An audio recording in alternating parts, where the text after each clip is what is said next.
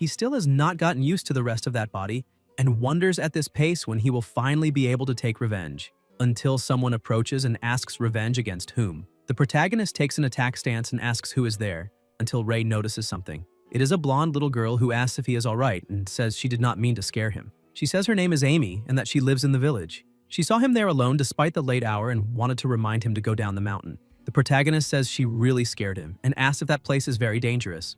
Amy says it is fine during the day, but that the place is very close to the forest, and demonic beasts may appear there after nightfall. Ray asks about demonic beasts, saying she seems to know a lot. Amy replies that she does not really know that much. She only knows that place better because she often collects wild fruits and vegetables there. Since it will soon get dark, they should go down the mountain together. The protagonist says that is fine, and when he is about to say his name, Amy already knows and says he is very well known in the village. Ray thinks that he is indeed well known because people judge him a lot because of his red hair. Some even said he was cursed and did not want to let their children near him. In this world, humans consider red the most sinister color because legends say that the entire magical world is ruled by a single red dragon. The war between humanity and the dragon race has lasted hundreds, perhaps thousands of years. Although few have seen it, that legendary red dragon was considered by humans to be the very embodiment of evil. The protagonist thinks that although that is how the story is told, in truth he did not have the opportunity to meet many humans in his past life. Amy asks what he is thinking about. Ray replies that he is coming and asks if she goes there every day. Amy answers that she does, more or less, because the fruits grow very well there. She asks if he has not also been going there frequently lately, and the protagonist says that she has indeed seen him there. Amy agrees, saying she sees him every time she comes to pick fruit and asks if he is practicing with the sword. Ray says yes, and that he wants to become a swordsman. Later, in another place, someone calls them and the two stop walking. A boy tells Ray to stay away from his little sister. Amy asks what Gary is trying to do, saying Ray did nothing to her. Gary says Ray will regret it if he sees him near his sister again. The two boys with him say that Ray should help them by leaving the village because he is someone cursed and will only bring misfortune. Therefore, he should do them a favor and go away. They also say his parents should leave as well because it is their fault for having a son like him. The protagonist becomes filled with anger, calls one of them out and punches him. Gary steps forward, the tension rises and he is pushed. Ray tells them not to stand in his way because he only wants to beat up the one who dishonored his parents. Gary replies that he should not complain if he gets beaten because Ray was the one who started it, and that he does not want to take his pathetic life. Amy grabs the sword and says her brother should stop. The protagonist places his sword on the ground and says that works as well because he does not want to use his either, and that they can all come at him at the same time since he does not care. On another day, a voice comments that it heard her children decided to take the entrance exam for the Knights Academy and asks if it can congratulate her in advance. A woman who is buying fruit replies that they only decided to take the selection test, but whether they pass or not is another matter. The vendor tells her not to say that because her children are simply incredible and asks who else would even have a chance to enter if not them. The woman says he really knows how to use words, but that her children are working very hard to practice their sword skills. The protagonist walks by and the two stop talking while staring at him. The vendor comments that he heard that child will also participate in the Knights selection test, and the woman replies that the Avria Knights Academy would never accept someone who brings so much misfortune. Somewhere else, a voice says he has arrived home, and the mother asks why he came back so late, saying it is already time to eat and asking if he got into a fight. The protagonist replies that he did not, saying he got that during training. The mother asks if those boys bullied him again, but Ray answers that of course not. The woman tells him to hurry and wash up and take care of those wounds because it would be bad if they left scars, but the protagonist says he is a man and that it is fine. The father comments that it seems he has been working very hard to train his sword skills. The woman replies that it is all his fault and asks why he's making the boy fight those stupid training dummies, saying he is still very young. The man replies asking what else he could do, since Ray would not be able to enter the Avria Knights Academy if he could not even defeat a wooden training dummy. The wife says he does not need to become just like his father, and that he could follow other professions in the future, but the husband replies that his son is a genius, and that even if he could not become a mage, he is sure he can still become a swordsman. Suddenly, flames spread, and the husband says they already agreed not to use magic inside the house. The wife replies that that is enough nonsense and says she will beat him today. Ray thinks that although his parents are rare adventurers, it seems he did not inherit any of their talents. He wonders if he had managed to become a mage back then, he would have ended up like that as well. Sometime earlier during the mage selection test, the elder said he was very sorry but that the boy did not seem to have any talent for magic. The woman, outraged, asked if he had made some mistake and said that she herself was a mage who graduated from that academy. The The protagonist thought that stupid orb needed to be broken. The elder apologized and said he could not help. Ray thought that had to be a joke and wondered if the old man knew who she was, since his mother was a regent of magic. The protagonist pulled the elder's mustache and wondered how he could possibly not have talent for magic, thinking the old man was lying. Ray kept pulling his mustache and the elder began to scream while calling for the guards. The protagonist thought that the dragon of the legends could not use magic after reincarnating and that it was a huge joke. Until one day his father approached carrying a sword and said it was for him and that he could consider it a birthday present. Even if he could not become a mage, he could still become a swordsman like his father. Ray thought that was great and that there was still hope for him. As long as he became a swordsman, he would still be able to take revenge on humanity. In the present, the protagonist bangs his fork on the table and thinks that he hates humanity except for those two. At night, a voice tells Ray not to stay up too late training. In the barn, the protagonist is training with his wooden target and thinks he already completely understands the techniques and movements. The two exchange blows, and Ray advances thinking he only needs to find a flaw in its defense. Until the target raises its shield and the protagonist realizes that is the opportunity. Ray moves quickly and advances toward it, but the target manages to dodge, and the protagonist ends up being struck from behind. The robot announces that level 1 failed and that the system must stop now. Ray kneels on the ground and says he already found the cleanest way to pass, asking why his body could not keep up and whether he can really become a swordsman. Before that, in the forest, someone throws something and it is Gary. Ray ends up falling to the ground. Gary says he still has a long way to go and that he should stop dreaming about becoming a swordsman, telling him to go do something more appropriate for his level. In the present, the protagonist, lying on the ground, sighs, sits up, and says to continue with level 1. Somewhere else, Amy comments that her brother exaggerated today. Gary says that symbol of misfortune asked for it, and that she should also stay away from him in the future, making sure he does not contaminate her with his red hair. He also says that if he keeps clinging to her, he will teach him a lesson. Amy hits him on the head, leaving a big bump, but at that moment Gary notices that his armor is dented. The next day, in the forest, the protagonist notices something. Amy is there and she notices him as well. She stays quiet for a moment, but then greets him with a good morning. Ray asks if she was waiting for him and Amy replies that she wanted to apologize. The protagonist says she does not need to do that it was not her fault and that he simply was not good enough. Amy starts crying. Ray watches her and thinks that humans are really troublesome, saying that it is fine because he thinks he needs to learn how to deal with the so-called human social norms. The protagonist takes an apple from her basket and says he accepts the apology, thinking that humans are really sensitive since they cry and laugh over anything. At the House of Talents, the elder asks if the villages near the border were all attacked by that thing. The man replies that yes, and that there are still clear eyewitness reports, but that someone has already been infected. He says that most of them are still delirious and unable to report what happened, so they would like help with the investigation. The woman comments that those creatures normally do not approach areas where humans gather, so that is abnormal and says she wants to go with them. The husband asks her not to worry since it is only an investigative mission.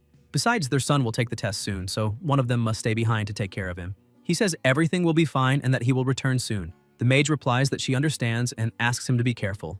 In the late afternoon, the protagonist continues training and thinks that he still cannot do it because he cannot get used to the body coordination of a human. When Ray looks back, he sees Amy sitting against a tree reading a book, and he ends up staring at her for a while. He thinks he needs to control himself because that human body must be affecting him. So he says it is better to stop there and go back. Amy replies that she did not notice it was already so late and agrees that they should return. They walk until Amy asks him to wait. She looks around and says it is safe because she needs to make sure Gary will not hurt him again. Ray thinks he cannot believe he's being protected by a human girl. The protagonist asks if she is not worried about what others will think when they see her with him. Amy replies that what others think about her is their problem because she has her own opinions and will not believe ridiculous rumors. She asks what the problem is if his hair is red and says he should not be labeled as evil. She hopes he also will not care so much about other people's opinions because everyone has their own path to follow. Ray remembers Gary saying he should do something suitable for his level and wonders why he did not think of that before. He thanks Amy and the two say goodbye. At night, the protagonist is at home in the barn and selects the level 1. Ray places the sword in his mouth, kneels down, and takes an attack stance, thinking that he will do what he knows how to do best and return to who he truly is.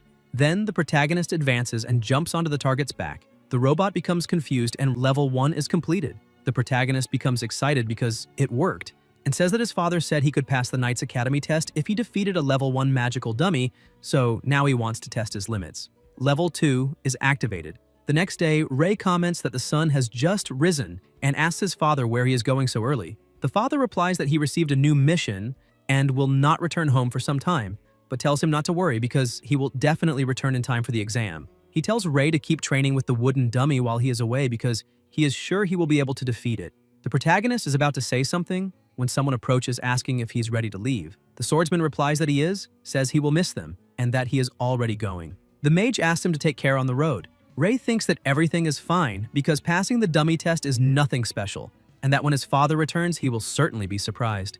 After that, the protagonist walks and wonders how silly and excited his father will be when he finds out, imagining how fun his reaction will be. He thinks that if it were not for Amy's hint, he would never have discovered that method. Now he understands what it is like to anticipate something and what it is like to feel gratitude towards someone, and realizes that emotionally he is becoming more and more human. Humans can be annoying, but those three are exceptions, and he does not intend to take revenge on them. Afterward, in the forest, after Ray trains a lot, he notices something and asks himself whether that girl did not come today and why he is so anxious waiting for her arrival. He says that no one will interrupt his training now, that he must hurry and start training, and that he must never again allow himself to be corrupted by human emotions, because he is a great red dragon. In the late afternoon, the protagonist is lying on the grass, sleeping, until he opens his eyes and realizes it is already late and that he will get scolded if he does not go home now. He thinks he did not even get to thank Amy yet and that it seems she had something to do today, so he will tell her tomorrow. Meanwhile, in the village houses, people are desperate after discovering something. An elder asks anxiously if anyone has seen his son. The weapon shop owner replies that yes, saying there were 4 of them in total, and that they came to his shop early in the morning to buy new weapons. He says he heard the blonde boy telling the others that he wanted to enter the forest to hunt demonic beasts or something like that. Gary and Amy's mother becomes even more desperate. Bob and Kyle's mother says they are only children and asks how they could enter the forest alone, questioning why he did not stop them. The shop owner asks her to calm down, saying he did not imagine they would really go through with that plan. The elder says the forest is extremely dangerous at night, so they must inform the guards immediately and go out to look for them. The protagonist hears that and wonders if Gary and the group disappeared. He thinks karma came very fast and that Gary is reaping what he sowed. Maybe he will not even need to bother eliminating him with his own hands if he has already lost his life to demonic beasts.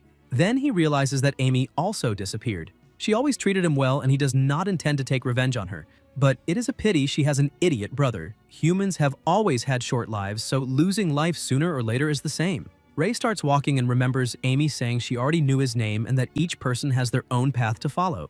The protagonist stops in front of his own house without saying a word and wonders why he feels that strange sensation tightening in his chest. Ray changes direction and decides to go to the forest, thinking that Amy is innocent. He still has not told her that it was because of her advice that he managed to defeat the wooden dummy, and maybe she's waiting for him. In the forest, there are slain wolves and people fallen on the ground. Amy is being protected by her older brother, and Gary tells her not to move. An even larger wolf approaches. The protagonist runs toward the forest, thinking that he can smell blood, and wondering if his partner is in danger. When he enters the forest, Ray realizes it is only an adolescent demon wolf. There is a cut on its belly caused by a knife, and the corpse is still warm. They must be nearby, but the footprints and trails are completely confused, and he wonders where he should go. Suddenly, the protagonist hears a very loud noise and immediately thinks of Amy. In the same place, Gary is being attacked and screams very loudly. Amy is worried about her brother and at the same time terrified of the wolf in front of them. The wolf lunges and Amy cannot react. She only wishes that someone would appear to save them. Suddenly, blood splashes. Amy opens her eyes and sees Ray striking the wolf directly with his sword. He asks if she is okay. Amy replies that yes, but that her brother and the others are not, asking Ray to be careful. The protagonist ends up getting injured in the arm but forces himself to remain standing. The wolf keeps advancing and Ray tells her not to worry because he will not lose his life there yet.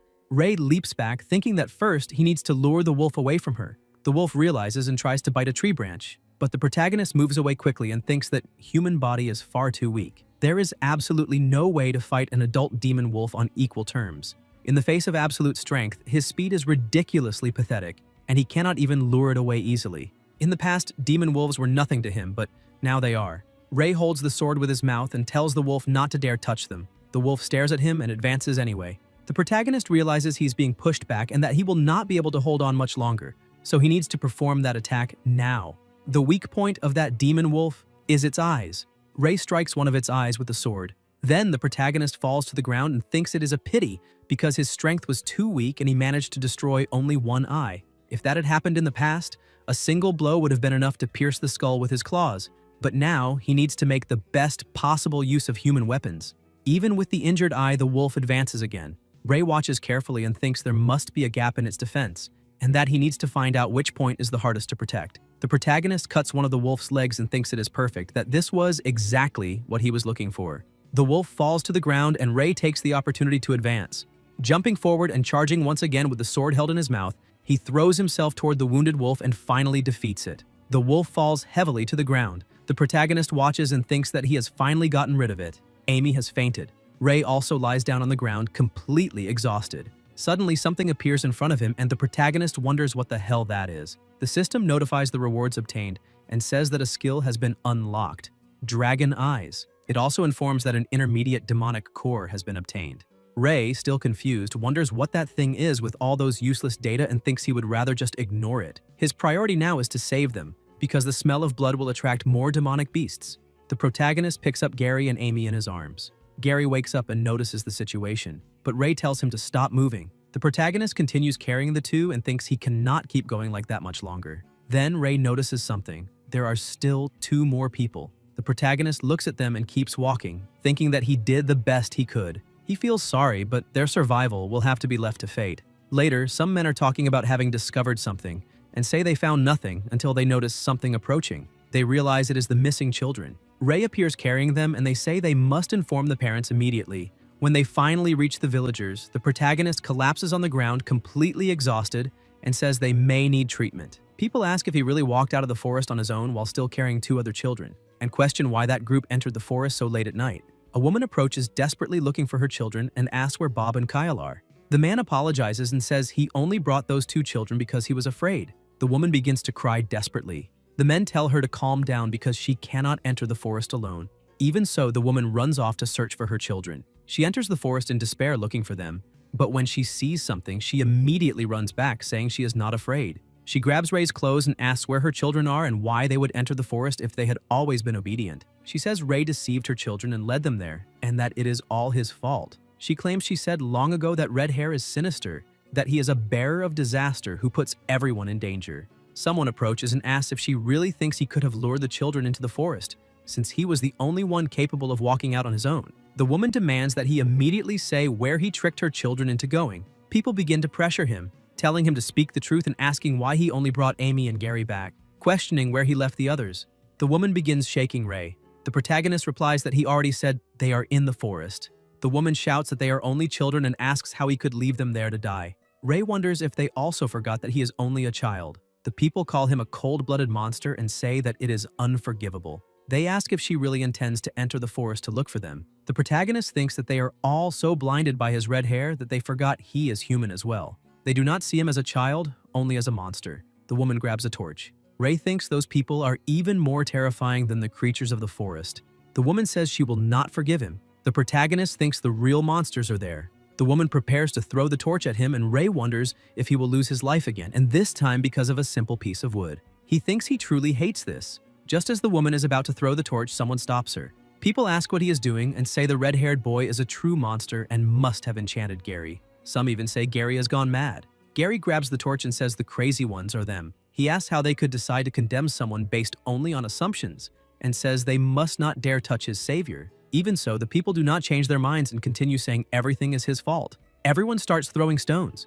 After that, the protagonist appears lying in a bed with many bandages all over his body. The mage is sitting beside him. Ray looks at her with tears in his eyes and wonders how human beings can be both so beautiful and so cruel at the same time. The protagonist touches her arm, and the mage can't believe what she's seeing. She immediately hugs him and says it is wonderful that he woke up because she thought he would never awaken again. She says that if he knows how much that hurts, he must never be so reckless again in the future. The protagonist asks how long he has been asleep. The mage replies that it has been an entire week and says that if he had never woken up again, she truly would not have known how to explain that to his father. Ray asks about the other people, and the mage replies that the 2 children he saved are fine, with only a few minor injuries.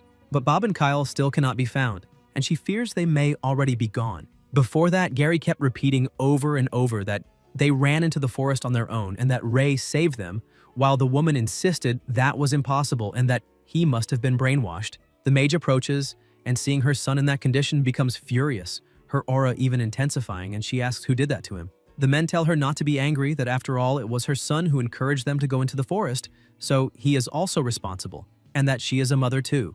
so she should understand what it feels like when children disappear. The mage hugs her son, and the woman, trembling, drops the torch to the ground and begs someone to save her poor children, asking how she is supposed to live now, saying she always knew that boy should have left the village because he is cursed. A young man tells her to speak more quietly, and his companion asks why he should, saying that if the forest is so dangerous, then why he cannot say that.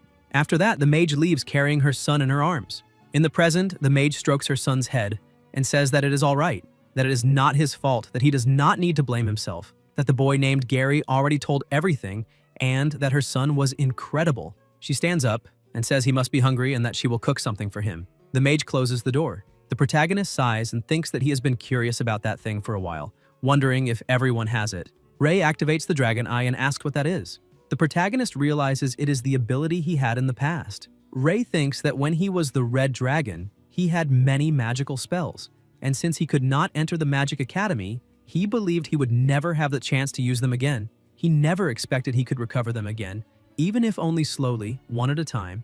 The protagonist wonders if that crystal appeared because he eliminated that intermediate-level demon wolf. Suddenly, smoke begins entering the room, and Ray wonders where it came from. People outside start shouting that the house is on fire. The mage rushes into the room and says they need to leave. She uses her magic, and Ray observes it with the dragon eye. The target is locked, carrying flammable items, and the protagonist realizes it is Bob and Kyle's mother. People shout that the house is on fire, but the mage and her son manage to get out in time, and she uses her dispersal magic, managing to extinguish the flames. She says everything is fine now, but the people claim that if they keep staying there, the entire village will be destroyed sooner or later. The mage asks if her son is afraid, but the protagonist remains silent. The mage calls him, and Ray replies that he is fine, saying the fire disappeared very quickly. The mage says of course it did, because she did not learn magic for nothing, and that now they should go back home. The protagonist thinks those humans wanted to burn their house, that they even hoped they would die in the fire, that they want them dead, and that he needs to take revenge. After that, Ray says he is going to train now, and the mage replies that his wounds have not healed yet, and that he cannot push himself like that. Near the forest, the protagonist uses the dragon eye and notices that around the area there seem to be only beginner-level beasts, so it will not be very difficult. Inside the forest, an animal grabs a fruit. It is a monkey. Ray locks onto the target and advances with the sword, striking it directly, and the monkey falls to the ground. Several beasts are defeated, and the protagonist says that 20 should be enough. The system notifies that he obtained a novice rank beast core and asks if he wants to absorb it, and Ray replies that he wants another. It all depends on luck whether he obtains them or not. He eliminated 20 novice-level beasts and only obtained 2 cores, wondering what the effect will be when he absorbs them. Suddenly, someone is sobbing. It is a wolf cub after seeing its mother killed. The protagonist observes it and says that it too will have to fight alone from now on. Ray notices there is a domination opportunity and confirms to the system that yes, even without knowing what it does, he decides to try. An energy begins surrounding the cub, and the protagonist realizes he succeeded. The wolf was successfully tamed. He asks if after being tamed it will enter his body, whether there will be any side effects, and if he will be able to summon it whenever he wants. The system notifies rewards received and unlocked abilities, and Ray comments that he seems to have obtained a new ability, but he still does not have time to investigate it because he needs to finish something important quickly. They must be nearby. A sound is detected, the target is locked, and the protagonist realizes he has found the 2 boys. Ray enters the cave and realizes that only the bones of the 2 remain. The protagonist approaches, pours a liquid and some things into a bucket, and gathers the remains. Afterward, Ray returns home and his mother says his injuries have not healed yet, so he should not push himself too much. The protagonist replies that he understands and says she is very annoying. The mage asks if he has learned to talk back like that now and comments that his clothes are also completely dirty. Ray replies that he needs to keep training tomorrow and that now he wants to sleep. The mage says she really does not know what to do with him and comments that his father should return in about 2 days so he can ask him to train together. The protagonist asks if that is true and says that is great because he cannot wait to show the results of his training so far. The mage tells him to cover himself well with the blanket. Later, in the same place, Ray is sleeping. He wakes up, goes to the barn, takes the buckets, and then goes to Bob and Kyle's house.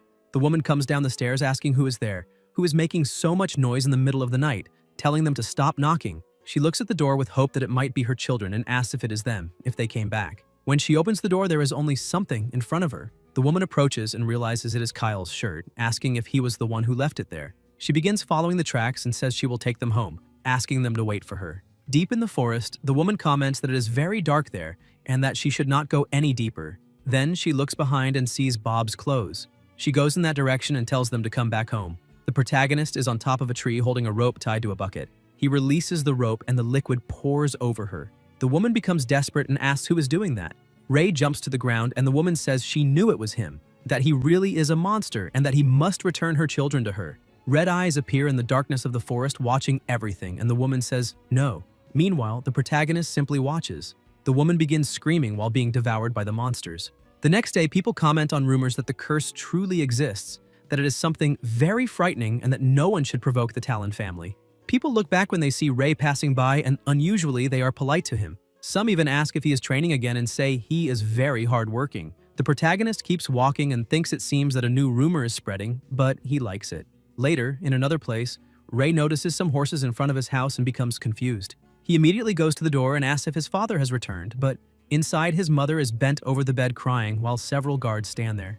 The light in the protagonist's eyes disappears immediately. He runs to the bed asking what happened to his father. The mage replies that he is sick and tells Ray that he needs to be strong because his father will get better. Ray uses the dragon eye and wonders what that is because he has never seen a state like that before, not even when he was the red dragon. A voice says that the shadow will eliminate everyone. The guards say they are sorry, but he contracted the shadow plague. He was attacked by a shadow beast at the border while protecting a villager. The protagonist asks about shadows and about the shadow plague. He thinks he has never seen something like that, not even in his previous life, and wonders when that appeared and what happened to the world after his defeat. The mage thanks them for bringing her husband back, and the guard apologizes for not being able to protect him. At that moment, Ray notices something in the system and thinks that perhaps that spell could help. It was one of the high-level spells he used to use, capable of dispelling all dark magic and curses, but he does not know how to unlock it. If he needs to eliminate demonic beasts to obtain rewards, then he will definitely have to defeat a higher-level demonic beast to unlock it. However, he is still very weak and wonders if he will become stronger after entering the Avrian Academy.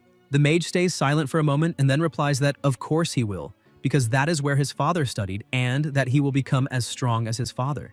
The protagonist says that he will definitely qualify for the Avrian Academy and find a way to cure his father. The mage begins to cry and hugs him, saying that he can do it and that she believes in him. Somewhere else, a voice says that the prophecy has been revealed and that the world will soon undergo great changes. It asks about the red-haired boy and what exactly he will bring to this world, whether redemption or disaster.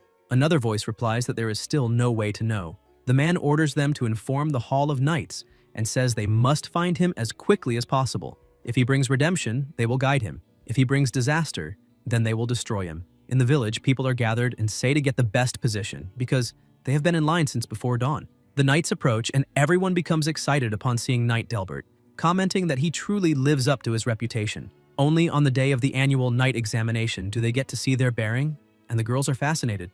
A sound is made. Someone places a sword on the ground and welcomes everyone. The man says he is a knight of the Avrion Academy named Winford, and that beside him are Knight Delbert and Knight Bernardo, with whom everyone is more familiar. Today, the three of them will conduct the admission exam for children 5 years of age. If they are interested in joining the Avrion Knights Academy, they must demonstrate combat ability. The sword dummy is positioned, and participants must step onto the stage in order. The first test officially begins now.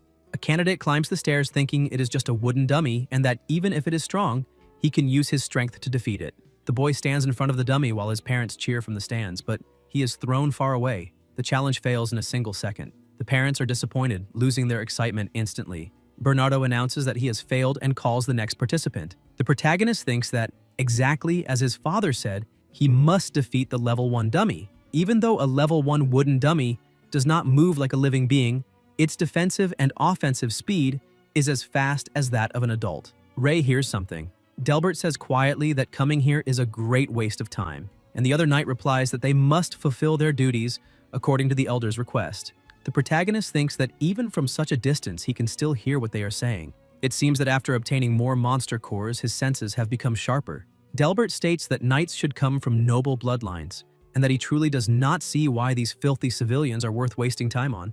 The other knight replies that it is not necessarily so. Delbert asks how many rounds have already passed and observes that no one has succeeded yet. Bernardo informs him that Gary has passed the exam. People comment that he is different from the other children. Gary becomes excited and gives Ray a thumbs up. The knights notice the red-haired boy and comment that he is the same cursed boy whose hair has the same color as blood, probably caused by a curse. A monster who could harm people, asking whether he really thinks he can become a knight. Bernardo calls the next participant and says the exam will begin in 1 minute. Delbert declares that he does not believe in prophecies and that if the red hair is truly as the prophecy says, then he should be able to pass. Bernardo asks what he is trying to do. Delbert changes the dummy to level 3. The dummy rushes forward quickly and the other two knights warn him to be careful. The protagonist remains still in an attack stance. When the dummy approaches, the knight becomes worried and says, "That is dangerous." A movement occurs and everyone is surprised, including the audience. The dummy's head is severed with a single strike. The knight orders the result to be announced and Bernardo congratulates him, declaring that he has passed the exam. The mage and Gary are very happy for him. The protagonist returns home and tells his sick father, lying in bed, that he is leaving, that he passed the exam and will leave the village with the knights. He knows his father cannot hear him, but says he does not need to worry because he will find a way to cure him. Ray feels bad seeing his father in that condition. His mother approaches and tells him to take that with him. The protagonist asks what it is, and the mage replies that it is the family heirloom, hoping it will bring him luck. Ray says he is leaving and asks her to take care of herself. The mage replies that he must take care of himself as well and that if he ever finds himself in trouble, she will always be there. Ray tells her not to worry because he is a man. The protagonist walks away and the mage cries as she watches him leave. Later, in another place, Ray approaches, and the knight says everyone is already there and that he can get in because another boy is waiting in the carriage. When the protagonist opens the curtain, he finds Gary. Ray sits down without saying a word. At night, the horses continue traveling. Gary coughs, apologizes, and says that when he was defeated, he said something rude. He says he is just an idiot. The protagonist replies to forget about it, saying he is only a 5-year-old child and asks if he did not save him earlier as well, stating that now they are even. Gary comments that he talks as if he were not 5 years old. Ray asks about his sister and whether she did not come to say goodbye today. Gary asks if he did not know that she went to the Roland Academy. The protagonist thinks that Amy never said she had magical talent. The knights continue the journey until a voice orders them to stop. The two look outside through the curtain and see a lot of smoke, asking what happened. The knight asks who is there and says they are knights from the Avrion Academy, asking the person to state their name. The figure within the smoke remains silent for a moment, until the woman finally answers that she is an adventurer from the Guild Without Trace, Anne Wardeck. Bernardo asks what happened, and the adventurer replies that her team was attacked by a hell shadow beast. Bernardo questions why that thing appeared there, saying they did not encounter any beasts on the way until now. Delbert states that the beasts may have sensed their aura and therefore did not dare approach. The knight says they are heading to Rainy Town and that if she's also going that way, they can give her a ride. The adventurer thanks them and asks only to be dropped off in Rainy. The boys ask about Rain City and whether they are not going directly to the Knights Academy. Delbert tells them not to be idiots and asks what the point would be of sending children like them to the front lines. The knight explains that since the Avrion Knights Academy is a fortress located at the border, war could break out at any moment. They must train in Rain City for 10 years until they master the basic combat skills, and only then will they be able to develop their abilities at the Avrion Knights Academy. The protagonist is surprised to hear about 10 years and thinks that for a dragon 10 years means nothing, but humans do not have long lives, and he does not know if his father can survive that long. After that, they continue their journey. Gary comments that only that archer survived and remembers that Ray's father was attacked by an abyss shadow beast. The knights' faces grow pale upon hearing the name of the abyss shadow beast, and no one dares imagine what will happen if they encounter something like that along the way. A fog begins to move and the protagonist senses a strange pressure. The knight orders everyone to enter combat mode. There is a huge shadow ahead. The beast's aura is dark. Sounds echo and they realize it is the fallen Bear King, infected by a hell shadow beast. The bears charge forward and the knight orders them to prepare for battle. One bear approaches from behind. A soldier notices and Bernardo thinks they will not be able to escape. A quick movement occurs, and it is the protagonist who defeats the bear to protect them. Bernardo is surprised and says he did very well, but that now he must protect himself. Delbert asks why that big one has not moved yet, and the knight replies that he does not know yet, it seems to be waiting for something. Gary faces a bear head-on, and another rushes toward him from behind. Ray quickly strikes the bear and tells him to be careful because the fallen bear's power is much stronger than that of a demon wolf. When the bear opens its enormous mouth, Gary asks what the hell that is. The protagonist thinks that power is terrifying. The larger bear remains still, and the knight comments that it continues standing there without moving. Bernardo asks what it is planning. A voice echoes saying that eternity will not defeat the darkness, and that darkness will eventually dominate the continent. Bernardo becomes outraged when he realizes the bear spoke. The large bear, still paralyzed, says they are destined to fail, and that those beside them have already lost their lives. A very loud sound is emitted. Delbert asks what those words mean. Bernardo replies that he does not know, and wonders if it said that only to threaten them. The large bear disappears. They comment that it vanished, and the knight says they were lucky that Bastard chose not to fight, otherwise none of them would have escaped unharmed. The system notifies that a novice rank beast core has been obtained and asks whether he wishes to absorb it. The protagonist thinks that those words at that moment sounded as if they were directed at him. The knight says they all did very well and believes they will become qualified knights in the future. They thank him. Ray asks if they usually encounter creatures that can speak, and the knight replies that they do not. In fact, they do not usually even encounter abyss shadow beasts at the border, and it is the first time he has ever seen one that talks. He wonders why Ray is so calm and thinks that his performance was far beyond what would be expected for someone his age. Delbert stares at Ray, grinding his teeth. When they arrive at Rainy City, they notice there are more guards than usual. A soldier says the knight did a good job. The knight asks the reason for the sudden increase in security, and the soldier replies that the kingdom of Alur issued an Amber Alert and that the entire city has been placed under martial law. The adventurer thanks them for escorting her there, and Delbert tells her not to worry because it was nothing serious. Ray thinks that this is already something very serious, and that the entire continent seems to be in danger, wondering if he is the one chosen to bring redemption to the people. The protagonist thinks about his father and decides that he will definitely become a knight. Everything begins now, and he must trust himself. In Rainy City, 10 years later, the teacher says that although many knights cannot use magic, they master a certain type of ability and asks if anyone can say what it is. Someone raises a hand. It is Gary, who answers that it is Qi, and that cultivating Qi can strengthen the body, sharpen the senses, and even allow someone to surpass human limits for a short period of time. The teacher says it seems they have already completed the preparations and asks if anyone can explain why it is necessary to cultivate Qi only after the age of 15.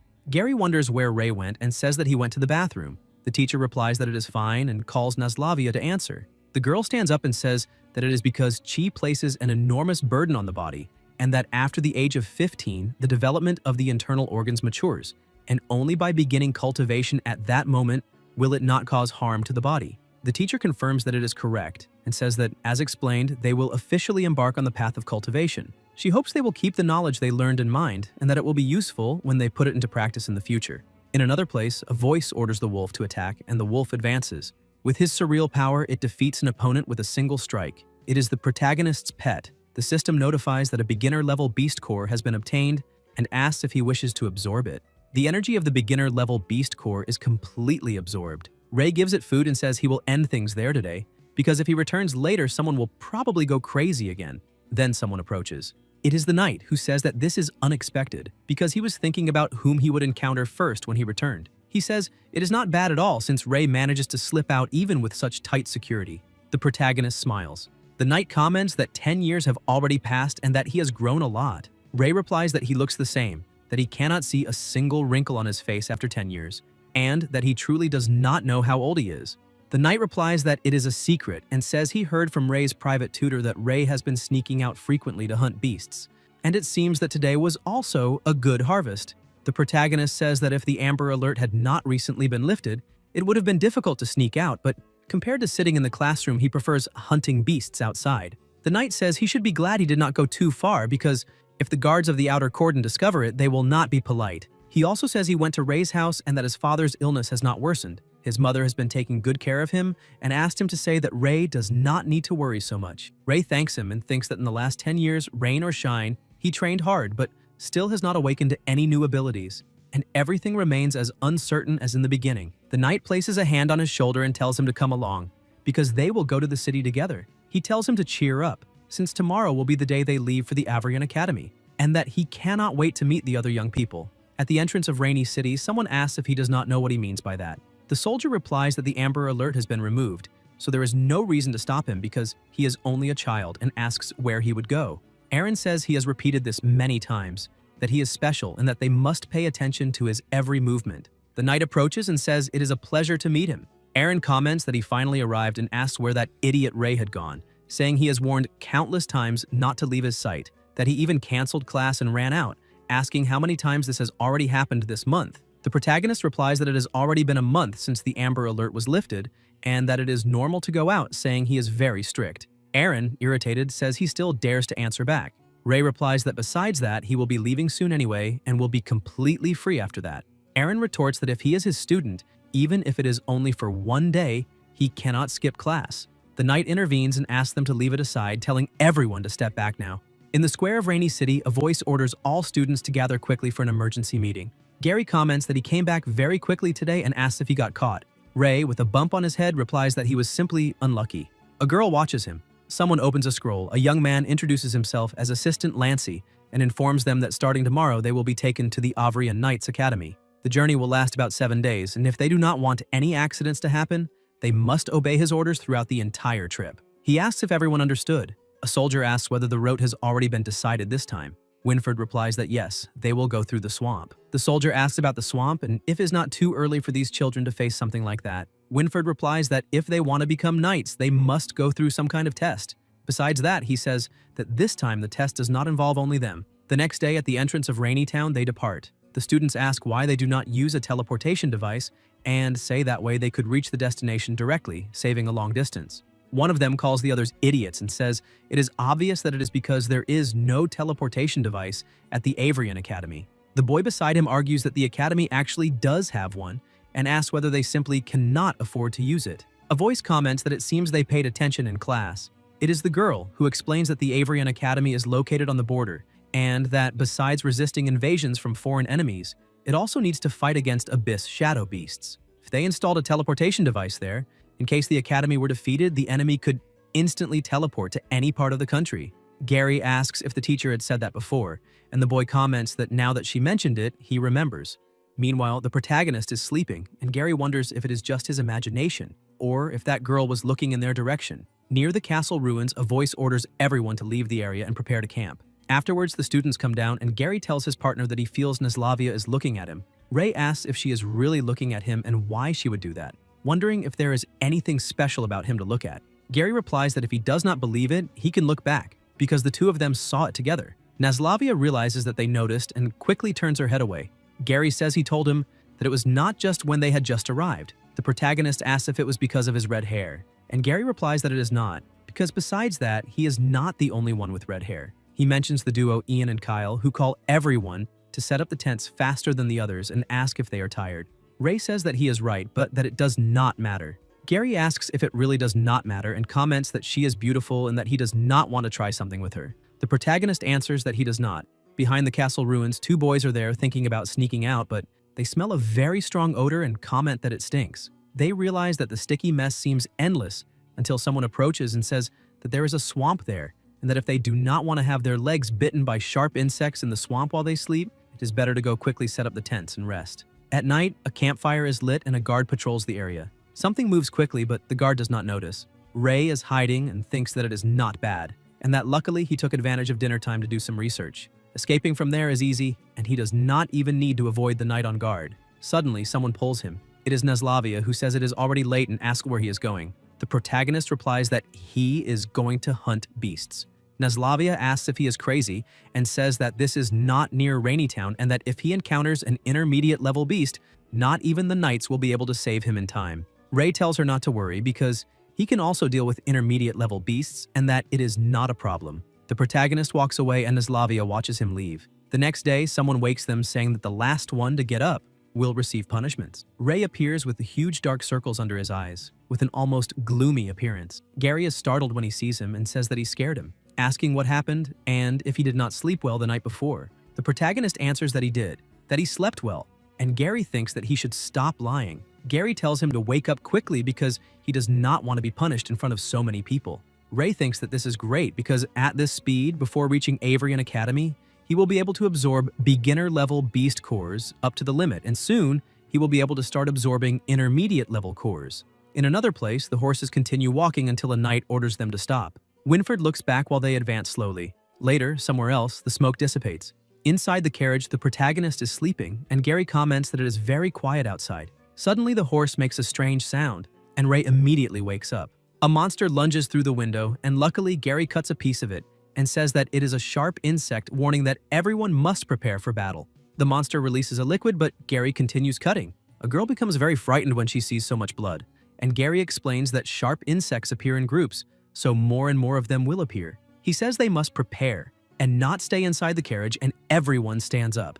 Gary orders them to form groups of 3 people back to back and not leave any point undefended. He also says they should move to a more open place to deal with them. People leave the carriage saying they will compete to see who eliminates more insects. The protagonist uses his dragon eye ability and thinks that everyone is very excited. Ray can see where the monsters are and thinks that they are only beginner-level beasts, so there is nothing to worry about, until the protagonist notices something and realizes that the 6 knights left earlier and then understands the situation. A boy asks where he is going and tells him not to break formation. Ray replies that they are only beginner-level beasts, that they do not need his help because they have the exact number of people and that he is going to sleep. At the mountain peak, the knights observe everything. One of them comments that it seems he will only get a red band and that maybe he is just afraid. The soldier next to him tells him to look at another point, saying that that boy performed very well because he did not hesitate to attack, eliminating the enemies with a single blow. His movements are small and efficient, consciously controlling his body to avoid unnecessary energy consumption. It is Gary. The knights comment that he is not bad and that he will probably obtain a white band. Winford comments about that girl, saying that although she rarely takes the initiative to attack, she has extraordinary insight, and her posture while holding the sword is very correct. It is Naslavia. Suddenly she notices a monster approaching from the side and immediately cuts it down. The observing knights say that as soon as she finds an opening, she attacks, being very firm. They comment that she is an intelligent girl and that she did not even dirty her clothes. Suddenly screams begin, noises echo and an even larger insect approaches. They say that these sharp insects have gathered and formed a larger one, something truly frightening. A boy asks to be saved, until Ian advances and says that no one can hurt his companions. The duo also fights alongside Kyle, and the knights observe, saying that it seems they do not need to do anything. These red-haired children are really not bad except for one, and that it is almost over. Later, in the same place, after defeating all the insects, everyone feels relieved. Winford thinks that Ian is not only strong, but also knows how to take care of his teammates, something very rare. Inside the carriage, Gary asks why he did not join them and says that the carriage is dangerous because if something had happened, they would not have been able to save him in time. The protagonist answers that he was very sleepy and that the knights were observing, so there would be no problem. Gary says that he is still the same. Winford wonders who the chosen one of the prophecy is. Kyle says that he eliminated most of the sharp insects, and two boys comment that he is incredible. They say that it seems that the beasts are not such a big deal and that they feel they can become real knights very soon. If they are lucky, they might even earn a white band. Gary asks what the white band is, and one of them asks if he really does not know. He explains that even if they become knights, they still have classifications. Those knights accompanying them are all white band squires, the highest classification. Obtaining the white band means that their ability has been recognized by the knights during the exam. In addition to the white band, there are also the green and the black bands, which represent different types of abilities. The lowest classification is the red band, granted only to those who perform poorly in the test. Those who receive the white band not only gain special guidance, but also receive a personal tutor and additional resources as a reward. Those who receive the red band are not so lucky. They receive only basic training and almost no one cares about them. Most of the time they can do whatever they want, but when it comes to putting them on the reward list, they end up being abandoned by the academy. The protagonist thinks about being able to do whatever he wants, which means he will be able to hunt more beasts. He imagines that he can obtain higher level crystals and abilities, and begins thinking of a way to obtain the red band. Then they tell everyone to get down because they have arrived. People comment that that city gate is at least 50, no, maybe the height of a 100-story building, and that it is incredible. The protagonist observes and thinks that that place is Avrion Academy. The place is enormous, and a boy comments that even though he had heard about it, he did not expect the academy to be so grand. That academy is practically a city, and everyone there is a knight. The energy of the place is supplied by magical crystals, and they do not even need to use torches, something extremely luxurious. Gary says that it is a completely different world from the village where he lived. The knight tells everyone to follow him and not look back, explaining that if they get separated, it does not matter, because they will have the chance to explore the place in the future.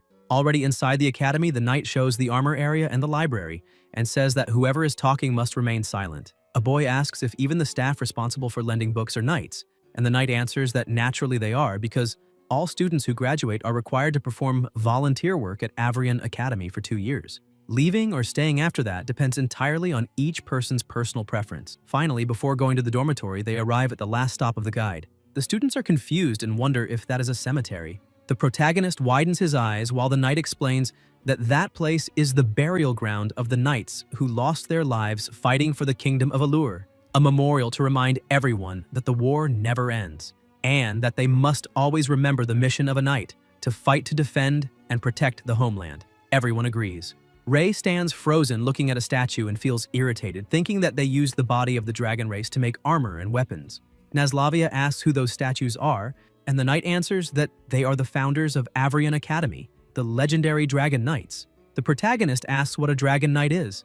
The instructor replies that they will discover that when they learn the history of the academy. He asks everyone to follow him while Ray remains irritated, asking himself if he is being ignored. The protagonist remains frozen. Gary watches him and wonders what is wrong with him, saying that they already want to leave. Ray keeps asking himself the reason and thinks that the deadly chamber beneath the cemetery has something inside, something that is alive. Later, somewhere else, Gary comments that he does not know who he will live with, but he hopes they will be nice guys he can get along with. The protagonist remains thoughtful, questioning why the deadly chamber has a living being inside and commenting that the condition of that being is also incredible, even if it is a monster. Gary asks if he's listening. Ray apologizes and says that he was thinking about something at that moment, asking if he means roommates. Gary replies that yes, it seems they are in the same dormitory and he wants to see who else will be there. Suddenly, someone says, "No way." It is Naslavia, indignant, asking how they can let her sleep in the same room as boys.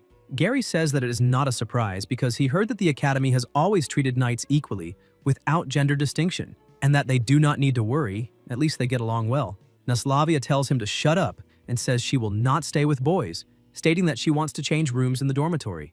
Other students hear the noise and ask what happened. The protagonist replies that it is nothing, only that the young lady lost her patience. Gary comments that they also live there. All the students present begin introducing themselves, and Ray realizes that Ian also has red hair.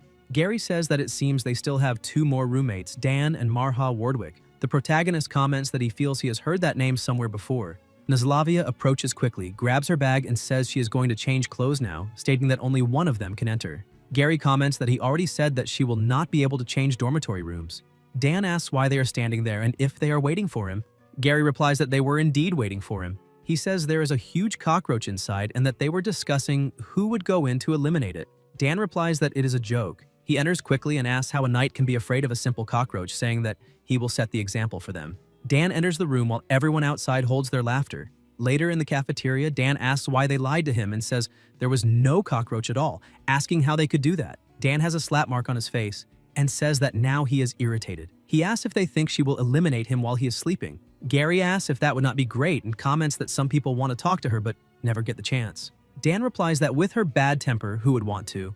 Naslavia hears this and irritably asks what he said and what they are talking about. They reply that it is nothing. Naslavia asks if they can still eat and if there will be an evaluation soon, saying that she heard about it.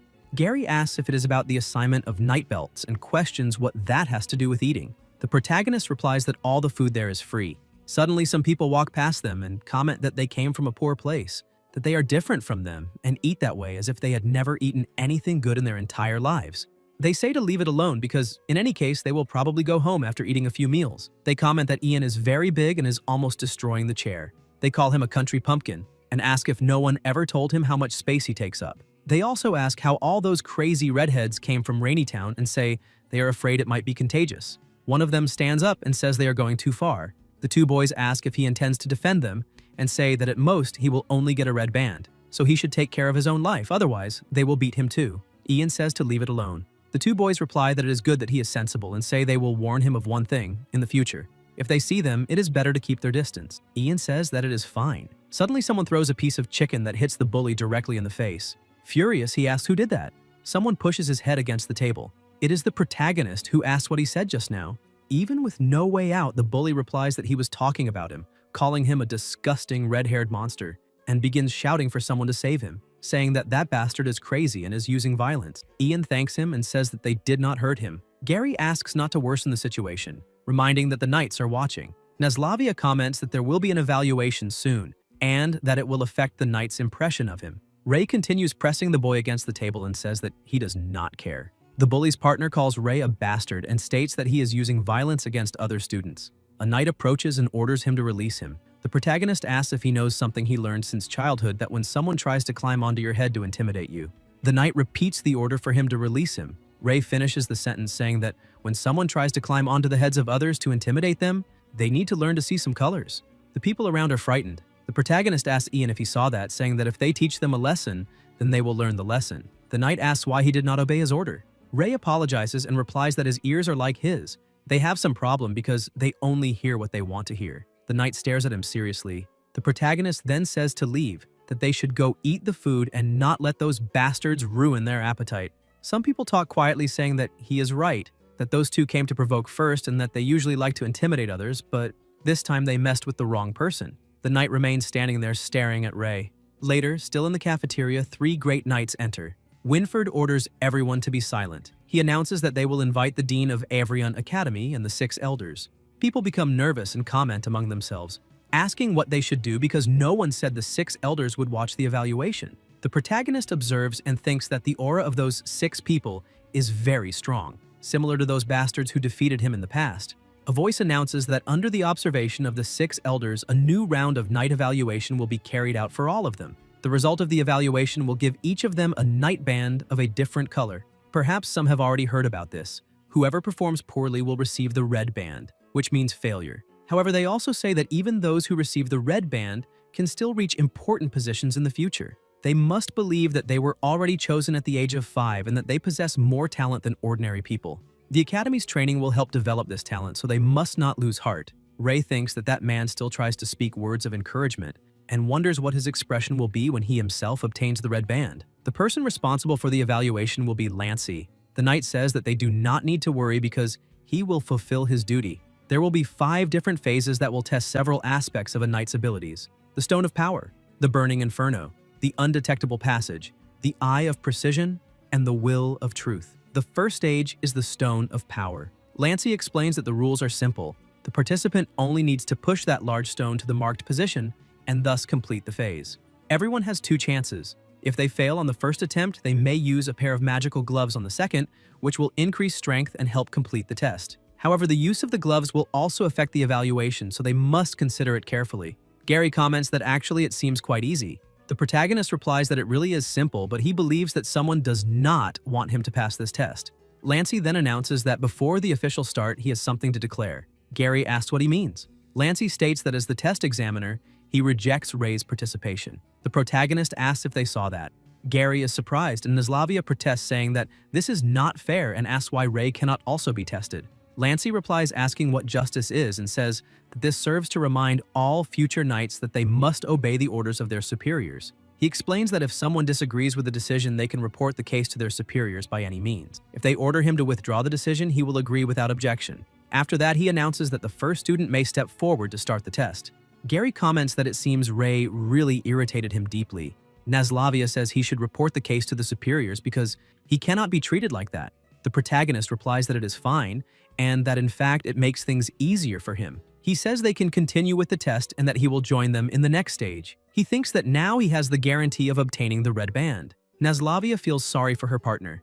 During the test, Gary and Naslavia pass. The protagonist comments that the second phase will probably be difficult for him and says that he should prepare himself. Gary asks what he means. Ray replies that the indicator for the second phase is there, and that apparently he comes from Roland Academy. Gary, scared out of his mind, says that since they've never learned magic before, he doesn't know exactly how they'll be tested. Ray replies that the battlefield does not care whether someone has learned or not. He imagines that they will have to resist magic. Normally, physically stronger people have lower magical resistance. He believes that these 5 tests are meant precisely to identify each person's strengths and weaknesses, allowing the Academy to discover the best way to develop their abilities. Gary says that makes sense. Then the second phase begins, the Burning Inferno. A mage places his hand on Gary's head and announces that he resisted for 57 seconds. Then he calls the next candidate. The protagonist says that it was not bad and that he lasted quite a long time. Gary replies that he did not even last a full minute, and the partner next to him comments that he did well, since only 1 minute passes in the outside world for every hour inside the illusion created by that mage. The mage then tests Naslavia. She tries to convince herself that it is only an illusion and that she cannot allow herself to be frightened. People are impressed to see that she has already been inside the illusion for 5 minutes, far ahead of second place. The mage congratulates her and says that she has proven her worth. People ask who that girl is, saying that she's very good. Then they call Ray. The mage asks if he is ready, and the protagonist replies that 20 seconds should be enough. Soon after, he thinks that maybe not that giving up immediately might be better and wonders if that is really happening. Inside the illusion, Ray is surprised to see a dragon and wonders if that is not himself. Suddenly, the mage and the protagonist are thrown away, leaving everyone surprised and alert about what happened. The mage says it is a curse and that he has been cursed by the red dragon. People ask what is happening and why the inspector fell, saying that they knew that Guy was trouble and that he is cursed, being even more dangerous than the other redheads. Ray asks if he is all right. Winford replies that he is probably just tired and that the 2 of them need to rest a little. He thinks it is strange because the mage's mana is completely exhausted, but that does not make sense.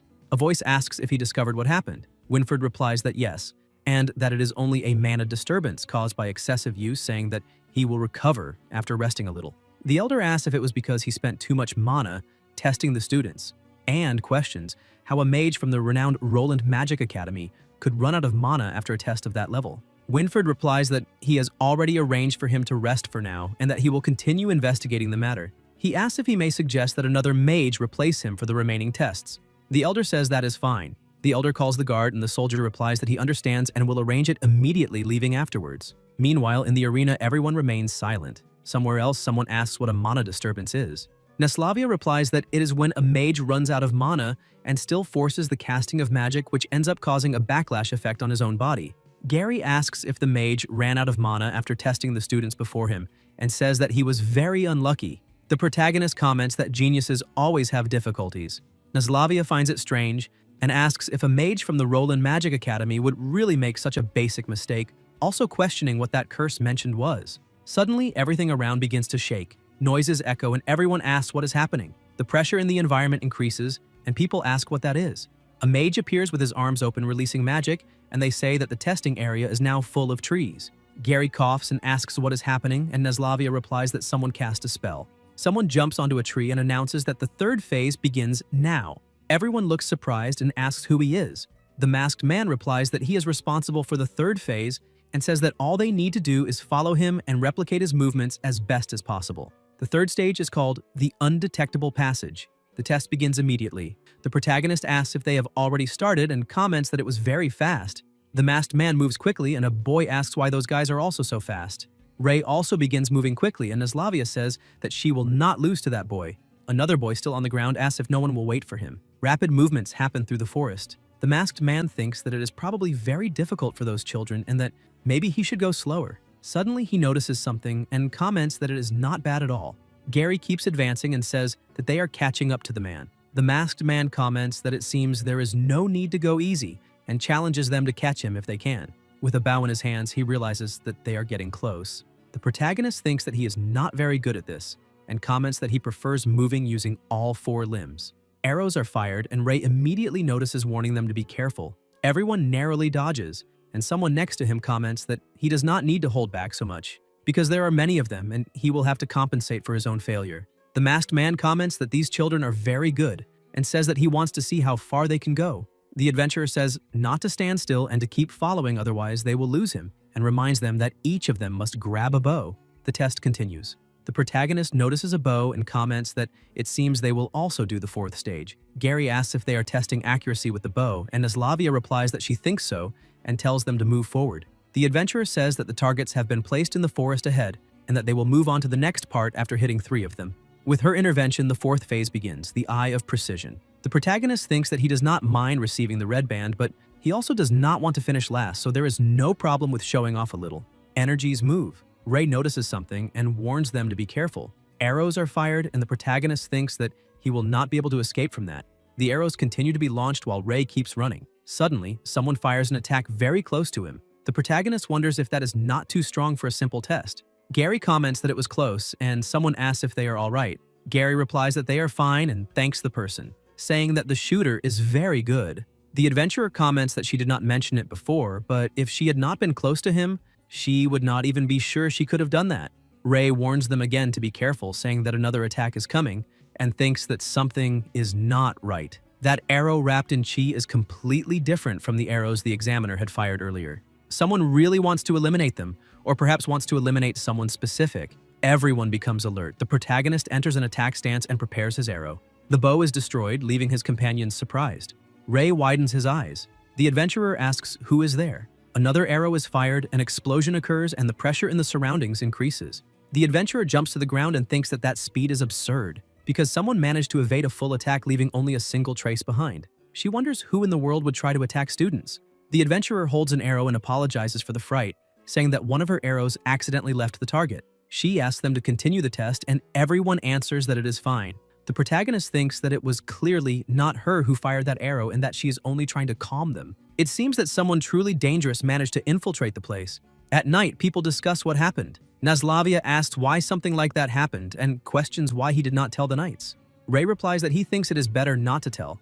Gary agrees with him and says that the examiner did not tell them the whole truth. Although she may be trying to reassure them, she could also be hiding something. If someone was really trying to hurt them, that person managed to enter the place without being noticed, so it could very well be an examiner or some knight related to the test. Neslavia asks what he plans to do now. The protagonist replies that he will wait and see what happens, because he is very curious to discover who that bastard is. Somewhere else, something is thrown. A voice orders him to stop right there and asks why he attacked the new students. The voice tells him not to move, saying that from that distance he could bring him down immediately. The young man looks with a furious expression and replies that if that is the case, then there is nothing more to say. In another place, Delbert announces that that test is to evaluate willpower and chai manipulation, the fifth stage called the Will of Truth. Delbert explains that that sword was forged with an ultra beast crystal from a firebird, and that it releases flames when someone holds it. Although they have not yet learned how to use chi, they can try to control it through willpower by concentrating their spirit. He calls the first student to approach. Ian approaches, grabs the sword, which immediately begins releasing flames, but he cannot control it. Delbert then calls the next participant. Somewhere else, a voice asks if he is saying that he not only failed, but was also discovered by the examiner. The person apologizes. An elder replies that he also did not expect to resolve that problem immediately. The elder puts on a golden mask that allows the user to change appearance and says that at least he sent a signal to his followers. Now appearing as a different elder, he states that the Guild of Pure Blood has never disappeared. Meanwhile, in the test, Gary performs well, and Delbert calls the next participant. Gary wishes his partner good luck. Neslavia says that she has wanted to ask something for some time, and questions whether his partner is really that strong. Gary replies that at least from what he knows, he is extremely strong. Dan comments that until now, his results in the tests have been terrible. Neslavia asks why he thinks that. Gary replies that the last time they fought, he won easily. But that was 10 years ago when he was attacked by an intermediate-level demon wolf. It was his partner who defeated the creature and saved him. Dan says that he is joking because at that time they were only 5 years old and asks how it could have been an intermediate-level beast. He says that it was probably just a big wolf. Neslavia wonders if he was really that strong and why he would hide his abilities. Delbert announces for them to begin. The protagonist notices something. The system notifies that an ultra-grade beast crystal has been obtained and asks if he wishes to absorb it. Delbert watches with some confusion. Ray lifts the sword and swings it, but the flames do not appear, so he comments that he thinks it is broken. The people around say that it is indeed broken because it is not even glowing anymore, and comment that accidents always happen when this guy is involved. Delbert takes the sword and explains that it is a weapon created from an ultra-grade beast crystal, a treasure of the kingdom of Allure, and asks what he did to it. The protagonist asks what the hell he could have done, saying that after all it is a weapon made from an ultra-grade beast crystal, and also comments that Delbert is looking at him as if he were crazy. A guard approaches saying that there is an urgent report. Delbert asks what it is, and the guard whispers something into his ear. After hearing it, Delbert announces that all the tests have ended and that they can return to their rooms now. People comment that it is finally over because they're exhausted. Delbert also tells everyone to gather again at dinner time when the bands will be delivered, and states that Ray can also go. The protagonist wonders if what that knight said was true, because he heard the knight commenting that the examiner of the fourth test was found dead. Somewhere else, a guard reports that when they found her, she was already dead. Winford thinks that the body is still warm, so it has not been long since it happened, and orders that it be reported to the elders immediately. In the elders' meeting room, someone asks if she really died. The knight confirms and says that the cut was clean, seeming as if she was killed with a single strike, which indicates that the person responsible was extremely skilled.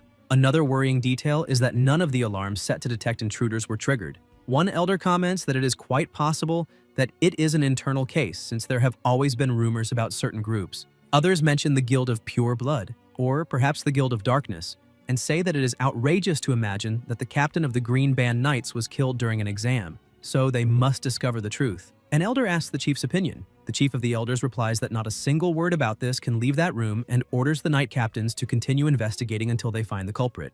Meanwhile, somewhere else, the students are nervous and curious about the color of the band they will receive. Neslavia comments that then she is Martha and that she finally has a roommate in the dormitory. Gary asks to wait and asks if her last name is Woodwork, questioning whether she knows Anne Woodwork. Martha asks if he knows her mother. The protagonist thinks that someone managed to kill a guard, so it was definitely not someone ordinary, perhaps even a big figure. If they consider only the limits of the academy, it could be the commanders or even the elders. Gary asks if Ray remembers the adventure they met on the road to Rainy years ago, saying that that woman turned out to be Martha's mother, an unexpected coincidence. He comments that Ray has been very distracted lately. Ray apologizes and says that he was thinking about the test. Naslavia asks if he is still thinking about the person who fired that arrow.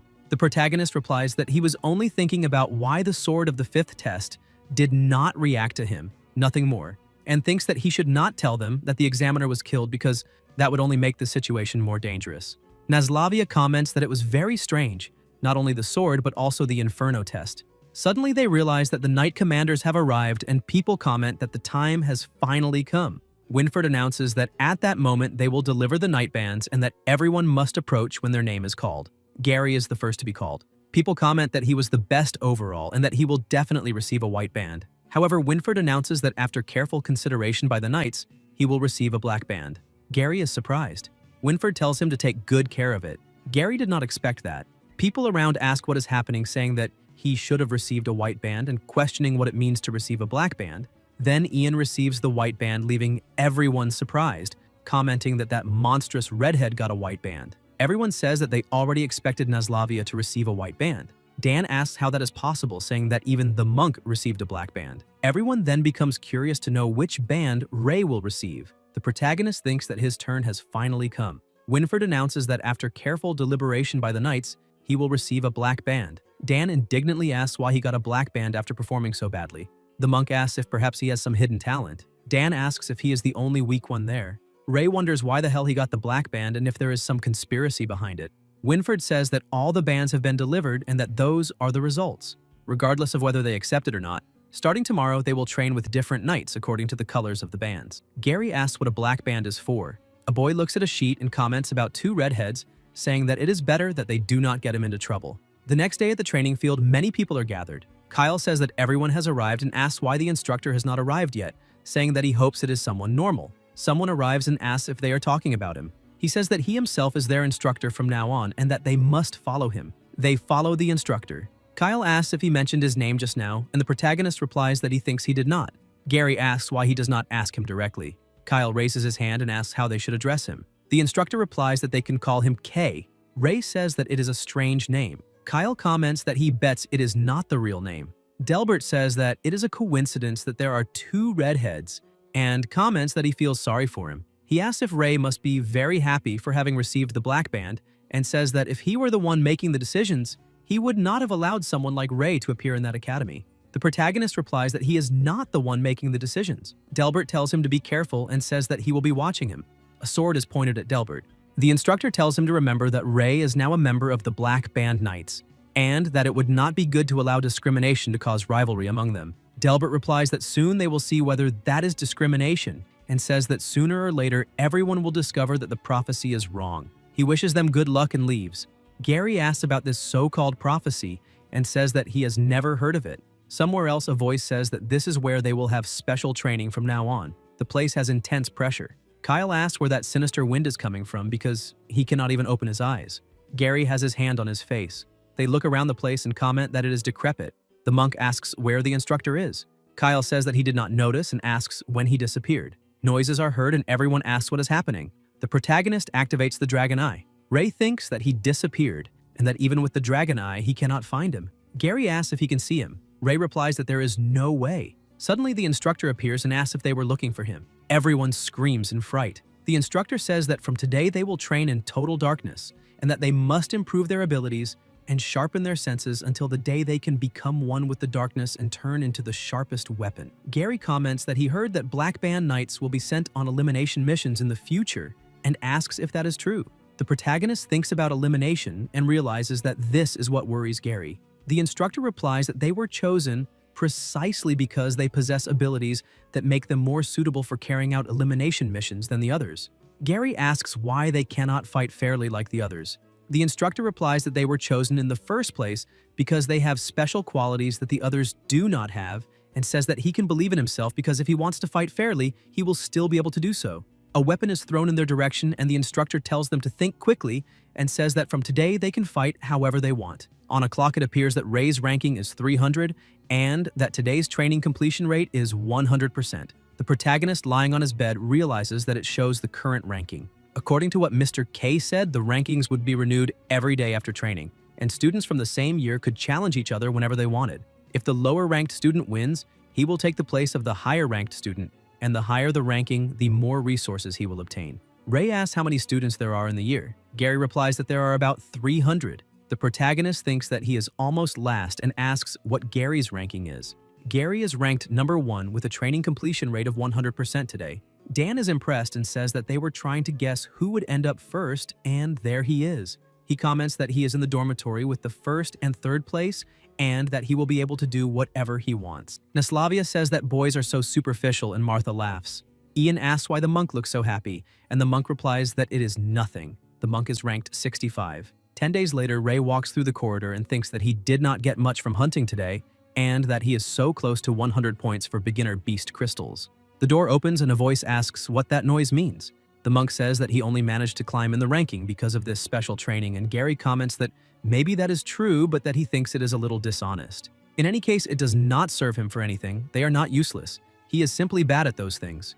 He says that he can maintain his ranking without them anyway. The protagonist asks what is happening, and Dan replies that it is the first time he has seen the monk so agitated. They are arguing about whether the special training for black bands is really useful and asks what kind of training they did. Ray replies that it is just special training. He thinks that it is true that Gary is not good at stealth elimination and hiding traces, while the monk on the other hand showed great talent in that.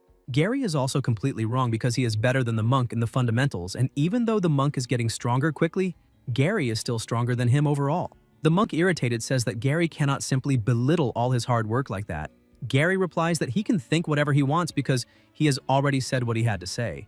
Naslavia intervenes and says that it is fine and that they should stop arguing. The protagonist approaches and asks why they do not settle it in a fight. Dan says that it is a good idea, but Naslavia tells them not to fuel the flames there. The monk says that he agrees and proposes that they have a ranked battle. Gary accepts and says that it is fine, but that he wants to see if those abilities he loves so much are really useful in a battle. Somewhere else, people comment that someone is challenging number 1 in a ranking battle and say that it is another black band who also has a very high ranking. The younger children of Sebastian Delbert comment on the battle and say that it is nothing important, just some country bumpkins fighting. Kyle then says to place their bets, calling the fight the main star against the dark horse, and asks who will have the last laugh. Dan puts 10 silver coins betting on Gary. Naslavia, irritated, asks how he can bet on dormitory mates like that. Martha also places a bet, but bets on the monk, saying that maybe he will surprise them. Naslavia is surprised and asks if she also bet. Kyle thanks them for the bets. Naslavia then asks Ray if he thinks the monk has any chance. Meanwhile, in the arena, Kyle announces that the battle is about to begin and says that everyone will witness that moment together. The protagonist asks if she thinks Gary will win too. Kyle tells them to prepare and at his signal begin. Ray comments that Gary is definitely talented and has excellent technique, standing out among all of them. At the same time, the monk trained more than anyone else during the special training, so he has probably become Gary's greatest rival now. Smoke moves and the monk thinks it worked, but the attack is blocked by Gary. People are surprised because that attack looked very powerful. Gary tells him to give up because he cannot defeat him. The protagonist comments that the monk definitely improved a lot, but Gary still needs to deal with him carefully, although he still believes Gary will win. Naslavia agrees and says that it seems the monk still has not filled the gap between their abilities, at least not in such a short time. The monk does not like what just happened, and Gary says that now it is his turn. Gary advances and breaks the monk's sword in half. The monk is surprised. The piece of the broken sword falls to the ground. Gary says it is over and apologizes, but says that this is how things are. The monk replies that no, it is not over yet. The energy around the monk's hand begins to intensify, and the protagonist notices it. The monk grabs the piece of the broken sword and advances from behind, saying again that it is not over yet. Naslavia shouts for them to be careful, and Martha tells the monk to stop. Gary notices the movement and turns around. People are surprised, and Naslavia asks when that happened. At that moment, the protagonist arrives in time and blocks the monk's strike. The monk apologizes. Naslavia thinks that he was so fast that she could not even follow the movements, but Ray managed to get there in such a short time, and she wonders how he did it. The monk asks them to forgive him because he was very impulsive, and comments that if Ray had not stopped him, someone would have been seriously injured. Ray replies that it was only a scratch. People become curious to know who won and begin discussing among themselves. Kyle asks for calm and says that since someone intervened in the fight, the result will not be counted, and everyone will receive back the money they bet. People begin throwing bottles and say that he did that on purpose and that they could have won money. Kyle insists that he will return the money and asks them to calm down. The crowd continues throwing things and shouting that it is all his fault, asking what the point is of getting their money back. Some begin insulting them, calling them damned redheads and redheaded monsters. People continue throwing things at them, and the monk tries to ask everyone to calm down, but the crowd is completely furious. Gary asks if his partner is alright, and the protagonist says that they should leave. Martha says that the battle is over and that everyone should calm down, while Naslavia also asks them to stop. One of the boys says that he will show how they like it and prepares to throw something. The monk tries to stop him and says not to do it, saying that it has nothing to do with Ray. The boy becomes irritated and says that he will remember this. The blonde boy watches everything with irritation. The crowd begins stoning the redheads, especially Ray shouting terrible and completely unnecessary things. The protagonist, injured, wonders why it is always like this. He thinks that those people are filthy humans and that hearing those poisonous words was almost like being wrapped in a wave of toxic mud. Ray becomes more and more irritated hearing everything. Suddenly, someone shouts silence, and it is Winford. People ask why he is there and whether he also bet. Gary says that his partner is injured and needs to be healed immediately. Winford replies that he can help with that. The protagonist says that it is fine, that it was only a scratch, and asks if there is something Winford needs. Winford replies that his mother is there. Ray is surprised when he hears that. Somewhere else, the protagonist approaches and sees that it is really his mother. The mage says that it has been a long time and comments that he has grown. Ray replies that it is true and that he became a little taller. He says that he does not need to talk about himself first and asks whether his father improved after she arrived. The mage replies that his father is gone. The protagonist is shocked and asks if he lost his life. The mage replies that that is not what she meant, only that he left home. Ray says that this is impossible and asks whether he was not confined to bed since he was infected, so how could he suddenly begin to move? Winford, listening behind the door, thinks that he could not tell Ray the truth about the shadow plague in the past. Winford thinks that those who become infected usually lose their lives within a year and that very few can endure it like Jack did. But in the end, even those strong survivors eventually become slaves to the shadows, turning into vectors that spread the plague even further. There has never been an exception to this. The mage says that, in fact, it was only that day that she learned how much his father had fought against the shadow plague during the last decade. That day, she heard a noise. Jack was sitting there saying strange things, and several objects were scattered on the floor. Jack turns to her, still wounded, and says that scars remain. The mage immediately runs to hug him, saying that he woke up and that this is wonderful. Jack, while embracing her, says he can't do it, that he can't control it for much longer, and that she should eliminate him. The mage answers that there is no way she could do that, but Jack insists that she must eliminate him. Suddenly, Jack takes on a shadowy appearance, and the mage asks what is happening. Jack screams with terrifying energy, releasing an enormous pressure. The mage begins to cry heavily, while Jack keeps repeating that she must eliminate him, leaving her completely desperate. Flames move around them, and Jack repeats that she must eliminate him now and that it needs to be done quickly. In the present, after hearing the story, the protagonist says that she couldn't do it after all. The mage replies that, after all, he is his father, and that he also left this behind, so she thought she should deliver it personally. Ray asks what it is. In the letter, it says that he is sorry for not being able to grow up beside him, and that from the day they laid eyes on him, both he and his mother knew he was special. He says he knows that he joined the Night Academy, and that he is much stronger than he appears, and because of that, he is very proud. He also says he is sorry for no longer being able to stay by his side and hopes that he will live his life however he wishes. He thanks him for becoming his son and says he will always love him. Tears run down the protagonist's face, and Ray wonders why he wrote that, as if it were his last words, promising himself that he will find a way to save him.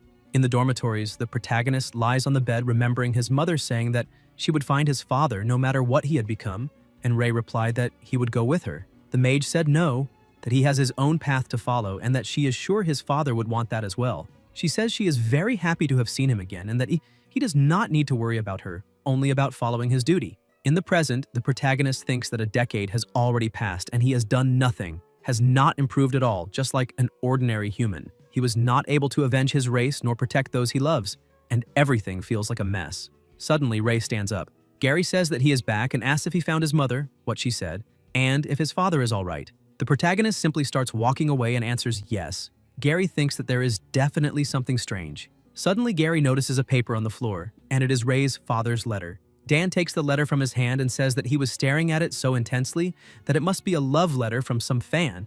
Gary tells him to return it immediately. Dan says not to be shy and to let him see that passionate confession, but Gary insists that he must give it back. At that moment, Naslavia enters the room and asks what they are doing, and Dan replies that it is something addressed to Ray.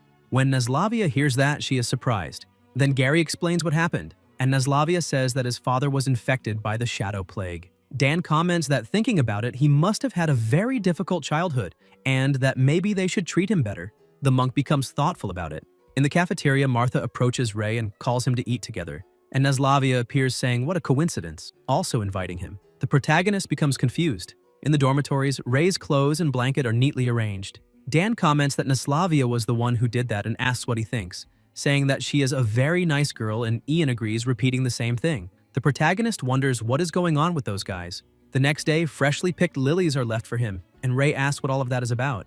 Gary replies that he just thought that seeing freshly picked flowers might brighten the atmosphere. The protagonist tells him not to say that he fell in love with himself, and Gary says that is impossible. Ray then asks what exactly they are doing. Gary apologizes, saying that he saw his letter by accident, and apologizes again for invading his privacy, saying that he should not have looked and that he did not tell everyone to come and look together, but that everything happened because of him, and that is how everyone found out. The protagonist says that they are the best. Gary asks if he is not angry. At that moment, someone outside shouts for them to bring him inside quickly and get out of the way. The monk is badly injured, and his friends approach carrying him. Gary asks what happened, and Dan replies that it was Sebastian, saying that he provoked the monk into entering a ranking battle. The protagonist asks about that ranking battle and comments that they usually end immediately when one side surrenders, so he asks how he could have been injured so badly.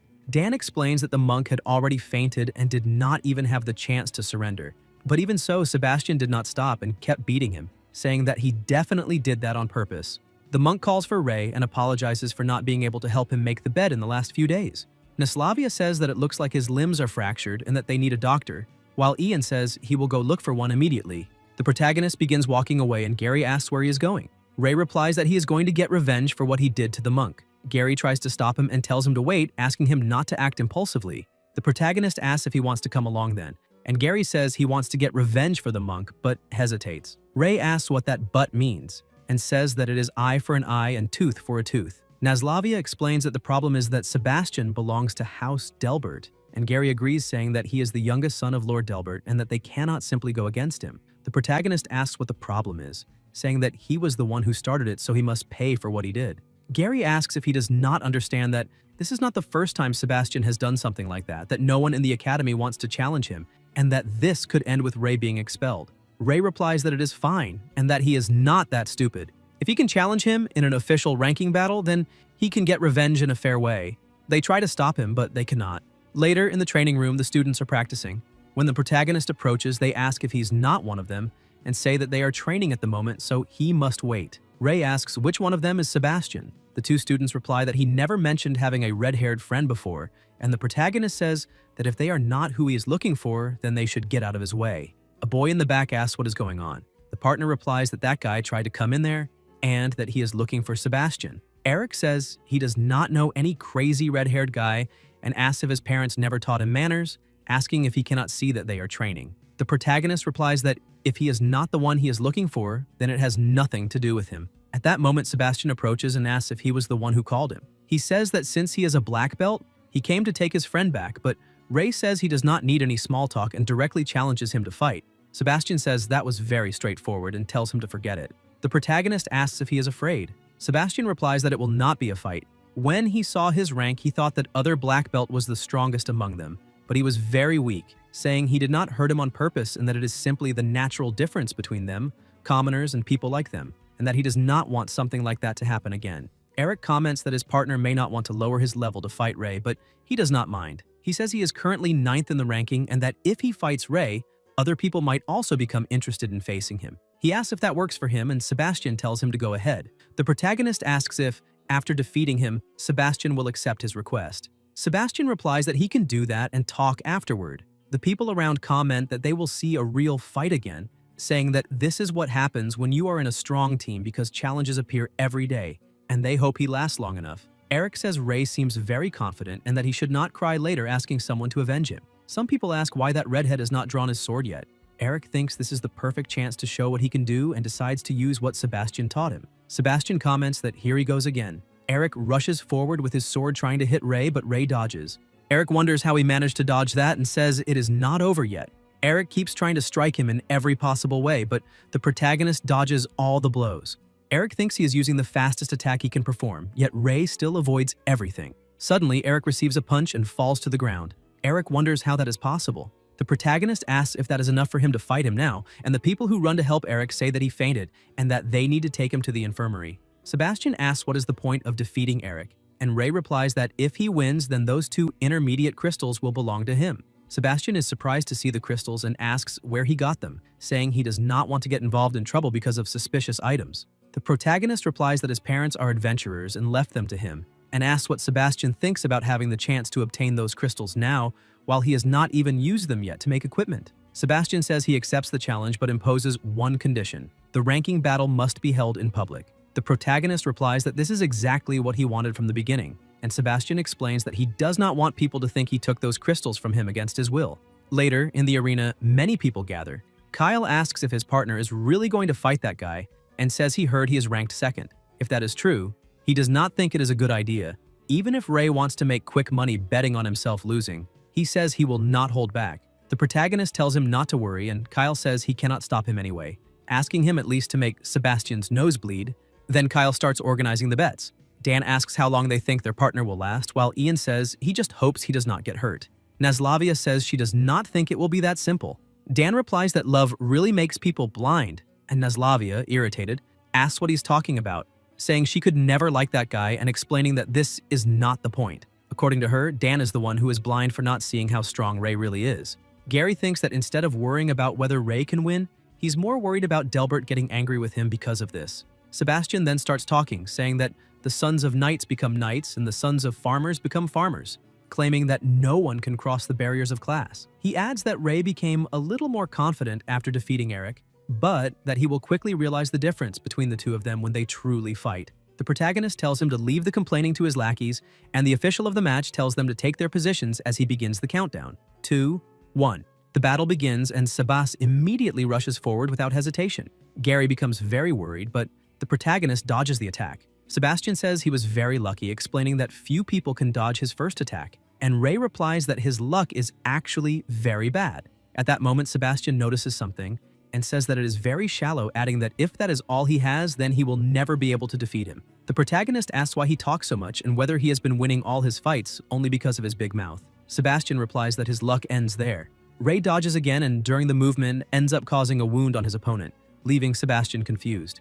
Dan asks if their partner just attacked and why Sebas was the first to get hurt. Ian replies that he does not know because he could not see what happened either. Gary begins to wonder when his partner learned that and realizes that the way Ray dodges Sebas's attacks is almost identical to Mr. K's style. Sebastian then releases a powerful aura and says he wants to see if Ray can dodge that attack, while the people around comment that his chi is being converted directly into the sword. Sebas rushes again, but the protagonist dodges easily. Sebastian says he knew he would do that and attacks once more, striking Ray directly and asking why he kept dodging all the time and why he did not dodge now. The crowd begins shouting, saying he should finish that red-haired brat and show what real strength is. Dan says their partner spent all that time dodging, so it was expected he would get hit eventually, adding that that bastard went too far. Gary tells him not to worry, and Dan asks what he means. Naslavia then tells him to look more closely, explaining that the one truly at a disadvantage there is Sebas. Blood begins to drip onto the ground, and Sebastian appears severely wounded, with cuts spread all over his body. Dan, shocked, asks how that happened, saying their partner was only dodging the entire time, and Gary explains that no, Ray had actually been attacking the entire time. Dan asks since when because he did not notice anything, and Gary explains that every time Ray dodged one of Sebastian's attacks, he counterattacked at least once, hitting Sebas little by little and continuously draining his energy. Sebastian, furious, says that not even his own father defeated him that way and screams that he will eliminate him. He rushes forward with extremely fast movements, but Ray attacks him again. Dan asks if that is even possible and how he can be so strong. Naslavia says Ray had several chances to win immediately, but wonders why he still has not finished the fight, and Gary replies that he thinks he's doing it on purpose. According to Gary, Ray wants to torture him little by little, playing with him like a predator plays with its prey. Sebastian then mentions his own face and asks how Ray dares to do that to him, and the protagonist, determined to avenge the monk, advances once again and attacks again. Sebas places his hand over his face, feeling pain, and tells him to wait and not dare to run, saying his father will not let him escape and that he is finished. Ray replies that honestly talking to someone like him is a waste of time and energy. Sebas, crying, asks him to wait and says that he gives up, but the protagonist hits him anyway and thinks that he will not be able to surrender so easily because he still has to avenge everything he did to his partner. Naslavia says this is bad, and Gary agrees. At that moment, a voice orders them to stop, and it is the monk. The protagonist wonders why he told him to stop. Sebastian then says he gives up, and the official announces that the fight is over and that Ray is the winner. Several students run into the arena worried about Sebas. Gary also runs over worried about his partner. The students say they must take Sebastian to the infirmary because those wounds should receive points. Sebas, very angry, tells everyone to get out and says Ray will still see who gets the last laugh. At the Avrian Night Academy in the central building on the top floor, a voice says they cannot forgive him so easily for that. Mr. K says he thinks he should calm down, explaining that from a knight's perspective, Ray did not break any rules and that they should not ignore the rules either. Delbert replies that if he really ignored the rules, he would have eliminated that brat immediately and says they should look carefully at what he did to his son, claiming that he is basically disfigured and that Ray must have done it on purpose, saying he was born to be a demon. An elder says he thinks Delbert's words are not entirely without merit and says that if the prophecy is true, then the red-haired boy will destroy the kingdom. He then adds that the same prophecy also predicted that the red-haired boy could become the chosen savior of this world. He asks if Elder Vaughn does not think that child has already shown signs of becoming a calamity. Elder Vaughn replies that yes, and that precisely because of that, they must be even more cautious. He explains that expelling him would be easy, but asks what that would cause and who could guarantee that it would not trigger the beginning of the end. The elder then says that this debate makes no sense, and that since everyone has different opinions, they should vote. He asks those who agree with Ray's expulsion to raise their hands. Delbert, Elder Gibbet, and the Knightmaster Rose raise their hands. Then he asks those who disagree to raise their hands. Chief Elder Humphrey, Instructor Bernardo, and Winford raise their hands. The result is 3 in favor, 6 against, and 2 abstentions, and thus the expulsion is not approved. On the dormitory rooftop, the protagonist is lying down. Someone approaches saying that they did not see him in the dorms and assumed he would be there. Ray replies that he just wanted to be alone for a while. Naslavia asks if he is thinking about the monk. The protagonist asks how she knew. Naslavia replies that she does not know how to explain it well, but that he may simply be different from normal people, saying he is not very good at talking or understanding other people's emotions. Ray replies that he does not care.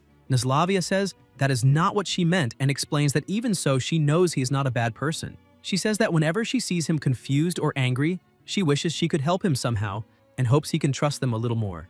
After all, they are his friends. Suddenly, a quick movement happens and the protagonist presses her against the wall. Looking into his eyes, Naslavia comments about the dragon eye. Ray asks if she is afraid of him. Naslavia replies that sometimes she is, but repeats that she does not think he is a bad person. She says that his eye is very beautiful and suits him, saying that he should not treat himself like a monster. The protagonist's eyes return to normal and he turns his back to her, thinking that every time he feels he has seen what humanity truly is, things immediately change. And it seems he still has a long way to go before he truly understands humans. Somewhere else, Delbert slams the door hard and thinks that he does not care about that prophecy and that one day he will eliminate that demon. Someone calls him. Delbert asks what he wants, and Gibby replies that nothing special is happening. He says he knows that Delbert believes knights should only come from noble blood, and comments that this point of view caught his attention.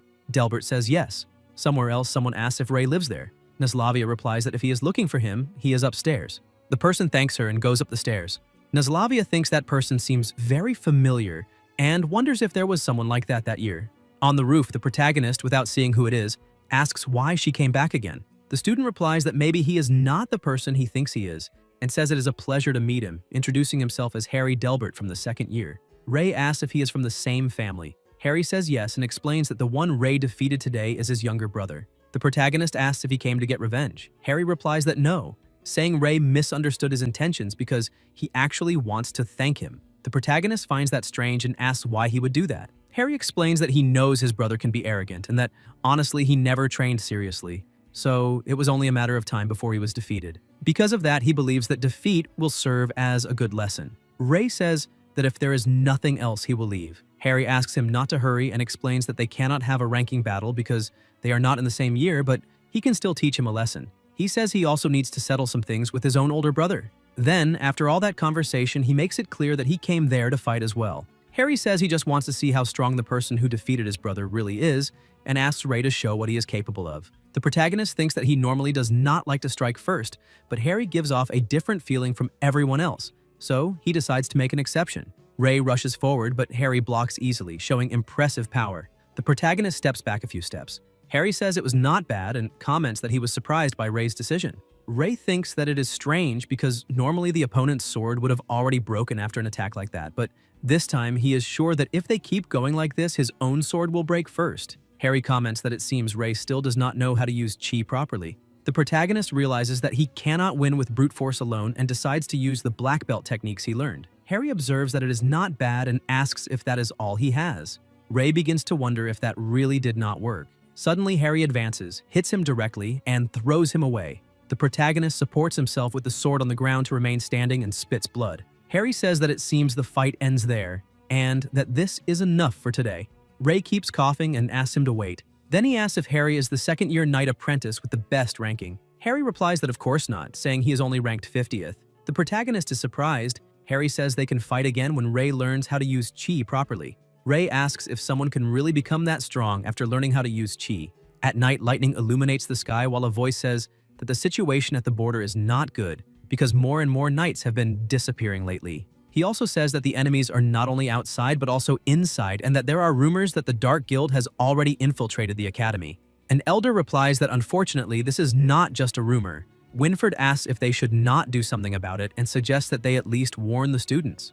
The elder replies that this will be done, but says there is something even more important at stake. He orders them to bring those 5 children to him and to inform some about the summons. Somewhere else, the protagonist tries several times to converge the aura into his body but never succeeds. Ray sits on the roof until he notices it begins to rain. Suddenly, he notices something strange and asks what those people are doing there, wondering if they are preparing an ambush. He realizes that this is bad. 3 people are hiding. The protagonist activates the dragon eye and realizes that those colors are the shadow plague, asking himself if those people have some connection to his father. The men tell the elder that this is the end of his path. The elder replies that it seems the rumors about the Dark Guild infiltrating the academy are true. One of the bandits says he realized too late and declares that the Dark Guild will soon take control of the entire academy and that no one will be able to stop them. The elder replies that nothing is better than a challenge to loosen the body after so long standing still. At that moment, someone approaches and asks what he thinks about 2 against 4. The elder asks if that boy is one of the students and apologizes for involving him in this.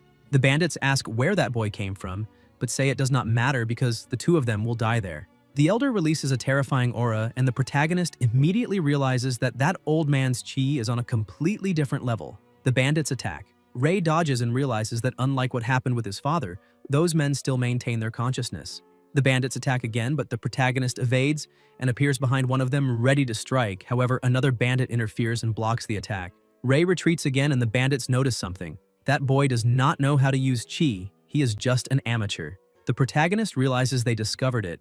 The bandits mock him, asking if he is trying to bite the sword with his mouth, and say it does not matter, ordering them to eliminate him first. They start attacking him from every possible angle, but Ray keeps dodging every blow. The bandits comment that the brat's movements are strange and that they cannot catch him, so they decide to split up and attack him from both sides so he cannot escape. At that moment, the 2 bandits notice something unexpected. Their other 2 companions have already been defeated. The elder, releasing an absurd aura, says that they should at least keep going and that he wants to see what this child is capable of. The 2 surviving bandits ask what they should do now and whether they should use that, but then say that first they need to deal with this annoying brat before anything else. Ray thinks that since he has the chance to fight, then he does not mind fighting and tells them to come at him. The protagonist dodges another attack and counterattacks. The bandits notice the movement, but they manage to dodge and tell him not to get so full of himself. Ray stares at them. One of the bandits tries to hit him and says he wants to see where he will run this time, but the protagonist dodges once again. The elder then tells him to grab the enemy's hand, pull it toward himself, turn, and use the impact to throw him over his shoulder. Ray follows exactly what he taught and manages to hit the bandit head on. On the other side, the elder strikes the other bandit and with his incredible power causes an explosion. The protagonist looks on in surprise and thinks that he really is very strong. The elder comments that it seems the knights have arrived. The surviving bandit complains about his bad luck. Ray tells him not to run away. The elder tells him to forget it and says not to chase someone who is already at the limit.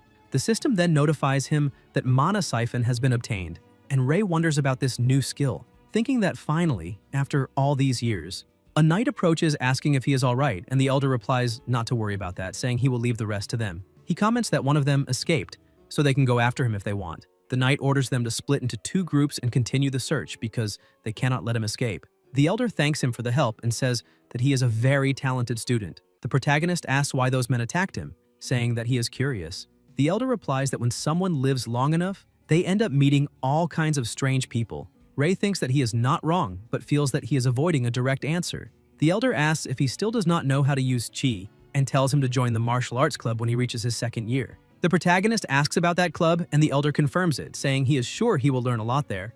A light turns on, and Ray thinks that old man is really strange. Somewhere else, Winfred says that he is back and comments that he was about to go look for him because the chief elder summoned him. The protagonist thinks that he was discovered far too quickly. In another room, the elder is looking at the rain through the window when someone knocks on the door. A voice announces that they have arrived, and the chief tells them to come in. All the red-haired boys enter together with Ray, who wonders why they were also called. The chief thanks them for taking the time to come there. Ian replies that it is a pleasure. Kyle comments that he probably has a special mission for them, and the protagonist asks if there is something they need to do. The chief says that young people today always seem to be in a hurry, but believes they will understand if he explains everything, so he will get straight to the point. The reason they were all summoned there today is a prophecy. Ray asks about this prophecy. 10 years ago, there was a prophecy from the heavens, and according to it, the land would one day be saved from destruction by a red-haired boy. Kyle asks if that means it could be any of them. The chief replies that after searching across the whole land, they found 10 children who match that description. The protagonist asks about 10 and thinks that is a lot. Kyle says there are only 5 there, and the chief explains that the other 5 had aptitude for magic and are studying at Roland Magic Academy. Ray thinks that it is the same academy as Amy's, so that means she probably already knows those people, and he wonders how she is doing. Everyone is surprised, and Kyle asks if one of them is going to save the world. The chief answers that it may be one of them or it may be all of them, and that is why they were all summoned there today. In the past, 5 dragon knights saved this land from a great danger. They defeated the shadows, founded Avria Knight Academy, and protected the common people, leaving behind an invaluable legacy. The elder says that now the responsibility of protecting that legacy falls upon their shoulders, and that naturally this means they will need to work even harder. From today onward, in addition to basic training and the special training of each rank, they will have to go through even more training. The 5 of them will become the new generation of Dragon Knights of Avria Knight Academy. After that, they leave the room. The twins comment that they are going to become saviors. Kyle asks if everything is alright and whether Ray is not happy about it. Ian asks what happened. Kyle comments that he's a strange guy. The protagonist then asks one thing, whether their hair has always been red. Ian answers yes and says that he believes everyone there is like that, adding that he himself got into a lot of trouble because of it when he was a child as well. Ray thinks that he already knew that because he had asked him about it before. Their hair had always been red, while his changed from black to red. Setting aside whether he should still be considered a Dragon Knight because of that, he feels that it is questionable how much of the Chief Elder's words can really be believed. He's probably hiding something from them. Meanwhile, it is still night and the rain keeps falling outside. Winfred enters the room and says that he does not understand, asking why he did not tell the children the whole prophecy now. The elder replies that they already carry burdens enough for someone so young and that certain things should only be revealed when they are ready. Winfred replies that he understands. The next day, the protagonist spends a long time researching Dragon Knights. What surprises him the most is that although many people still think of dragons as symbols of evil and destruction, and some do not even believe such creatures ever existed, a small minority still believes that in a distant past, this world was not haunted by shadows, and that dragons were the protectors of this land. In many literary works, Dragon Knights are described as powerful heroes. Among those books, one in particular catches his attention. That book records personal information from the Dragon Knights themselves, including their equipment, weapons, combat abilities, and even their personalities. The difference between that book and the others is that it also mentions the guidance of a god. Books that speak of gods are forbidden to humans, so he cannot find much useful information about that. What he heard is that this god really exists and lives in the capital of the Kingdom of Allura near Roland Magic Academy. If it were not for the fact that he cannot leave Avrion before finishing his night training, he would have gone immediately to speak with that god and ask why the hell he had been turned into a human. A year passes in the blink of an eye. Ray spends that time training and also taking part in hunts whenever he finds an opportunity. Tomorrow will be the first day of the second year of training. The protagonist is lying down when he hears a noise. Gary is asleep and talking in his sleep. Ray tells him to wake up and wonders if he's having a nightmare. Gary wakes up and asks why he is there. The protagonist replies that he woke him up with all that noise and asks if everything is all right. Gary says yes, that it was just a nightmare, and tells him to go back to bed, reminding him that tomorrow there will be a ceremony. Ray goes back to his bed and thinks that Gary is forcing it, as he always does, and wonders what kind of nightmare could have scared him so much. The next day, the protagonist thinks that maybe that nightmare was something more. Naslavia says good morning to both of them and asks if they have already chosen a club to join. Ray asks what club she is talking about. Naslavia shows him a paper and replies that he should pay more attention, because all second-year students need to choose a club to join and receive training there. The protagonist asks whether she has already chosen hers. Nazlavia replies that she's going to join the medical club. Gary says that he already chose the sword club. Ray asks whether he had already thought about that before. Then he remembers that someone commented something about joining a club, but he cannot remember which one it was. Martial arts club. The protagonist remembers the strange old man telling him to join that club. He thinks that there is no club he really wants to join, but that it does not hurt to take a look. If it gets boring, he can always slip out and use the time to hunt beasts. The system then notifies him mana bar added. Ray realizes that after gaining this ability, he discovered that he has no mana. Now he understands why he failed the assessment years ago. Maybe that will change when he starts absorbing intermediate beast crystals. After defeating Sebastian, he could no longer act so freely, since many eyes are now on him. His rank is still far too high, so he needs to give up some fights. Later, in the martial arts club building, the protagonist looks around and comments that the place is very isolated. Ray goes in and wonders whether there really is a club there, since no one is guarding the entrance and the building looks abandoned. He asks whether anyone is there, and says he came to join the martial arts club. There is no answer. The protagonist thinks that he cannot sense anyone's presence and wonders if the person is unconscious. He asks for permission and approaches.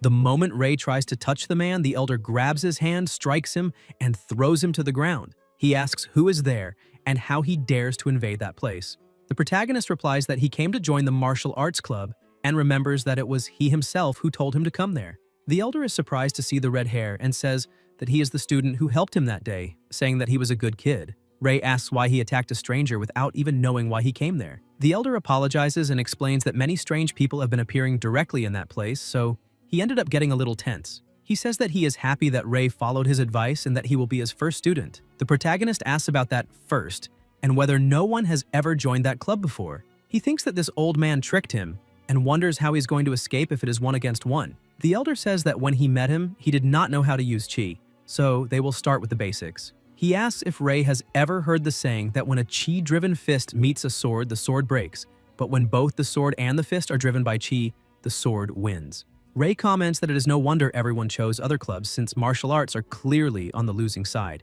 The elder replies that this happens because people do not understand martial arts. The protagonist asks if he is serious and says he does not believe it. The elder replies that when he learns what he teaches, he will realize that hands are the best weapons. Ray then asks who the people were who attacked him that day. The elder replies that they are from the Dark Guild. The protagonist asks about that guild. The elder says that he will learn more about it in the second year of studies, but explains that it is a radical organization that wants to overthrow the kingdom of Allure. Their leader used to be a high official of Avrian Knight Academy in the past, and the organization was created after he was expelled from the academy. Ray thinks that based on the aura they had, that has something to do with the Shadow Plague. Maybe they know something about his father, and then he asks why they were after the elder. The elder says that maybe he should not be telling him so much, but since he owes him a favor, he will tell him the truth. They wanted to take his life because he is one of the 6 elders of Avrian Knight Academy. He adds that he may be old, but he still has a lot of confidence in these muscles and that he can show what he is capable of. The protagonist thinks that it seems he knows about himself and says that he is going to use all his strength. Ray also thinks that he is just an old man, so there is no need to worry about holding back. The protagonist uses all his strength and hits him, but the elder remains intact. Ray thinks that it is too hard, as if he had hit a metal board. The elder, surprised, asks if he used chi in that attack. The protagonist answers no. The elder says that he is stronger than a bull and that his potential is incredible. Once he masters chi, he will soar into the heavens. Ray thinks that this old man does not seem very trustworthy.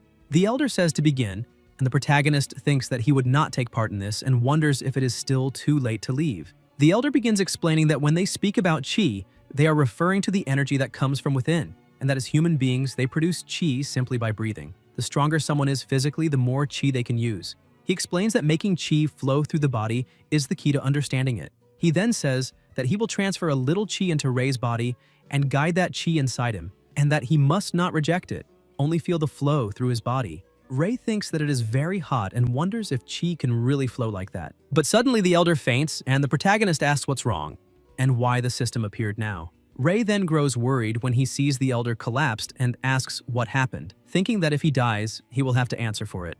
The protagonist puts his ear to the old man's chest to feel his heart and realizes it is still beating. Ray thinks that it seems he just fainted and wonders what just happened. Then he realizes something. His mana absorption ability was activated. He wonders why the system absorbed mana from the elder's body when he was transferring chi to him, and whether he might have absorbed all of his mana. 5 minutes later, the protagonist is still worried and asks why he still has not woken up, saying that after all, he is very strong.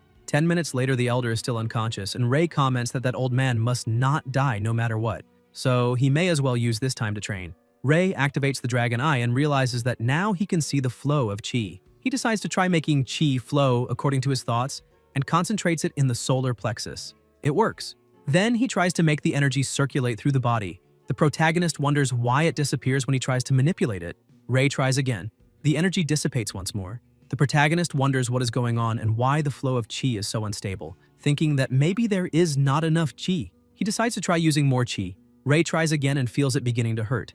The chi becomes even stronger. At that moment, the elder wakes up, looks in his direction in shock, and asks what he is doing, telling him not to move. The elder tells him to hold on and push it away. When Ray is pushed, an explosion happens outside, destroying everything around them. The elder says that an amount of destructive power at that level could only have been drawn from his own body, and that he almost ended up killing himself. The protagonist falls to the ground and faints. Later, when he begins to wake up, he thinks that it is very noisy. Naslavia comments that he is already practically recovered and that he should wake up at any moment. Ray asks where he is, and Kyle replies by asking where else he would be, saying that of course he is in the hospital. Naslavia explains that an old man rushed him there earlier and that everyone got a huge scare. Kyle says that he even asked the hospital director to examine him, and asks since when he knows someone like that, saying that he did very well. Naslavia repeats that the place is the hospital. Kyle then asks who that old man is to dare speak directly to the director like that. Ray thinks that the volume of his voice is truly impressive. Naslavia comments that that old man was also very worried about him, and only calmed down after the rector said he would be fine and that he was recovering quickly. The protagonist wonders why he had to act so conspicuously, almost as if he wanted people to question who he really was. Ray explains that he is the instructor of the martial arts club and asks why Kyle is also there. Kyle replies by asking why he joined the medical club and explains that he has always been interested in medicine, so he took the opportunity when he got it. Gary says that it is good that he finally woke up and comments that he almost lost his life with all that confusion. The protagonist asks if they moved the dormitories to that place and why Gary is also there. Gary replies that it is nothing serious, only that he has not been sleeping well lately and ran out of energy during training. So he came there to rest a little, but Kyle started talking nonstop and he could not rest. Kyle replies that he was trying to understand his illness. Gary says that he already told him he is not sick. The protagonist thinks about the nightmares Gary had been having. Later, at the martial arts club, Ray approaches and asks if he is there. The elder calls him an idiot and asks how he dares come back. The protagonist replies that he did not need to get so angry. The elder asks if he knows what happened and says that if he had not been there at that moment, Ray could have lost his life. At best, he would never be able to use chi again. Ray says that it is all right and that he understands. The elder comments that he does not want to praise him, but being able to accumulate that much chi on the very first day is something impressive. The protagonist asks if that means he has talent. The elder tells him not to start getting full of himself now, and tells him to let him teach him how to control chi. He explains that chi must be kept the size of a fist every time, neither larger nor smaller. After he gets sufficiently used to that, they can move on to the next step.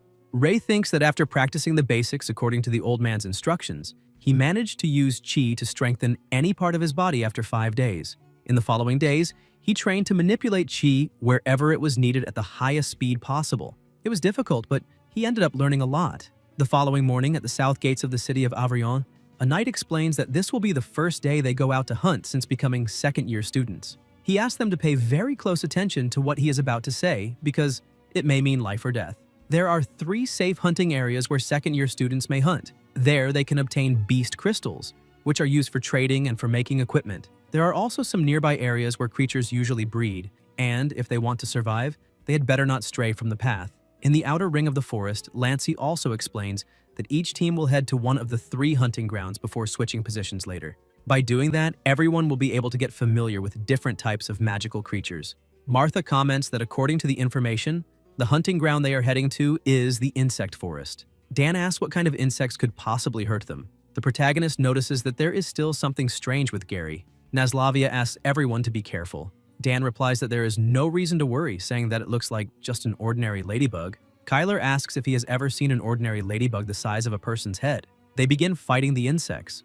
Naslavia warns that everyone should get ready because the insects may be weak, but they usually appear in swarms. More insects start getting closer and Martha uses the bow. Kyle and Dan fight against the insects. Kyle comments that those things are disgusting and that they need to drive them away. Dan asks how those creatures can be so agile. Naslavia notices an insect approaching in her partner's direction and shouts for him to be careful. The protagonist releases chi, concentrates the power, and finishes the insect with a single blow. Kyle is surprised to see that he has already learned how to use chi, and Ray confirms it, telling them to let him test the results of his training. Dan tells him to stop showing off and use a weapon already. The protagonist asks what happened. An insect attacks Gary's arm and leaves him badly injured. Ian immediately cuts off the ant's head and asks whether his partner is all right. Gary answers that he is fine and apologizes for worrying the others. Naslavia looks at the wound and says that it is not deep, fortunately, so she asks for help removing his armor and giving first aid. Gary thanks her. Ray watches from a distance and begins to wonder what is going on with him and how he managed to get hurt by an entry-level creature like that. He thinks that Gary has also been stressed lately and decides that he needs to ask what is going on when they return. Dan comments that the wound healed very quickly and asks if he learned that in the medical club.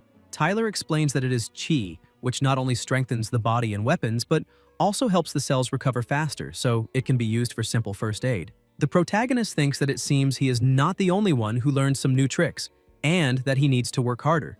Naslavia keeps taking care of Gary's wound. After that, still in the same place, Dan comments that after all that, they only got one entry-level beast crystal, and that at that rate, they might not even manage to reach the tax limit that day. Ray asks about that tax. Dan asks if he did not read the instructions and explains that they have to hand over 1/10 of their gains when they obtain beast crystals in the hunting grounds, except if they get fewer than 10. The protagonist says that he did not know about that rule. Dan asks how he did not know and says that this is how the academy works, adding that there are many other places where he will have to pay taxes later on. Ray thinks that he needs to find a way to get past Lancey with fewer than 10 crystals. Later, at the entrance to the hunting area, Lancey asks how he managed to get only 5 entry-level beast crystals while being the last one to leave. The protagonist replies that maybe he just did not have that much luck. Lancey says that he is trying to fool him and tells him to take off the equipment. After Ray removes the equipment, Lancey asks if he found anything hidden. Then he says it is impossible, that he must have hidden something somewhere on the mountain, because he has seen crafty people like him before, and that if he finds out he was hiding beast crystals, he will regret it. The protagonist replies that he can keep everything he finds, and that he does not need to worry. Lancey answers that he had better really be as incompetent as he seems, or he will never see the end of it when he gets caught. The monk asks how he did that and says that he definitely has more than that. Ray replies that it is a secret. He thinks that he discovered this a long time ago. After he saves beast crystals in the system, the real-life crystals turn into useless stones, while the system always gives him crystals directly after hunting magical beasts. Meanwhile, everyone else has to find the magical beasts' bodies to remove the crystals. To avoid raising suspicion, he asks the system not to extract the crystals automatically. The system asks whether he wants to absorb the crystal. The protagonist thinks that on top of that, the crystals cannot be removed from the system after being stored. Since he needs some of them to trade in shops, he left only 5 behind, so he does not need to hand them over. He did not expect to be able to evade taxes that way. He thought the system did not work with already forged weapons, but he never imagined it would absorb the crystal from an ultra beast that way. He concludes that he needs to be a little more careful because if Delbert finds out, he definitely will not leave him alone. The protagonist says that they should head back too and asks what happened, whether he left something behind. He calls out to his partner. Gary says that he needs to open the red door. Ray asks what this red door is and what he is talking about. Gary starts screaming no. The protagonist tries to calm him down. The monk notices that their partners are not arriving and asks where they are. Dan replies that they were right behind them a minute ago and asks where they went. The monk says they should go back first and that he will look for them. Naslavia asks him to wait and says they will look together. The monk replies that it is all right and that he will be back soon. On the other side, the monk approaches and asks what happened to the two of them, saying that the rest are already well ahead. The protagonist replies that Gary is not doing very well right now and that he is talking about a red door. Gary repeats that he needs to go to the red door because that voice is calling to him. The monk asks about the red door and wonders whether he is talking about that place. Avrian Prison. Somewhere else, the protagonist begins to wonder what kind of place that is. A voice says that he finally arrived. Ray is very confused, and the voice says that it has been waiting for him and that now it will tell the hidden article of history, the secret of this world. The protagonist asks what that thing is. An extremely strong light is emitted and the pressure rises. Ray wakes up and wonders if it was only a dream, thinking that it felt far too real. He wonders if that red door could be the same door from Gary's dream. Before that, still in the forest, the monk says to take him to the hospital. The protagonist asks what kind of nightmares Gary has been having. Gary answers that he does not remember. He explains that he just passed by that place and looked at the doors, and after that he started having nightmares every night. Whenever he wakes up, he cannot remember what he dreamed, but he feels an infinite fear. He says that something is calling to him from the other side of those doors, and that the feeling is getting stronger and stronger, as if he needs to go there and take a look. The monk asks if he has gone insane and says that place is absolutely forbidden, and that he will be expelled if he enters it. Gary replies that he knows, but there is no other way. If this continues, he will be tortured to death by the voice inside his head. The protagonist says that it is all right as long as no one finds out. The monk replies that this is not only about being expelled because he could even lose his life in there. Ray says that there is a chance the abilities they learned will work under the cover of night and asks whether he is going to join them. The monk asks if he is joking. Gary says that it is all right and that he does not need to worry about it, adding that he is already very grateful that he is willing to go with him. Guys, if you enjoyed the video, leave a like, comment, and subscribe to the channel so you don't miss new content. Thank you.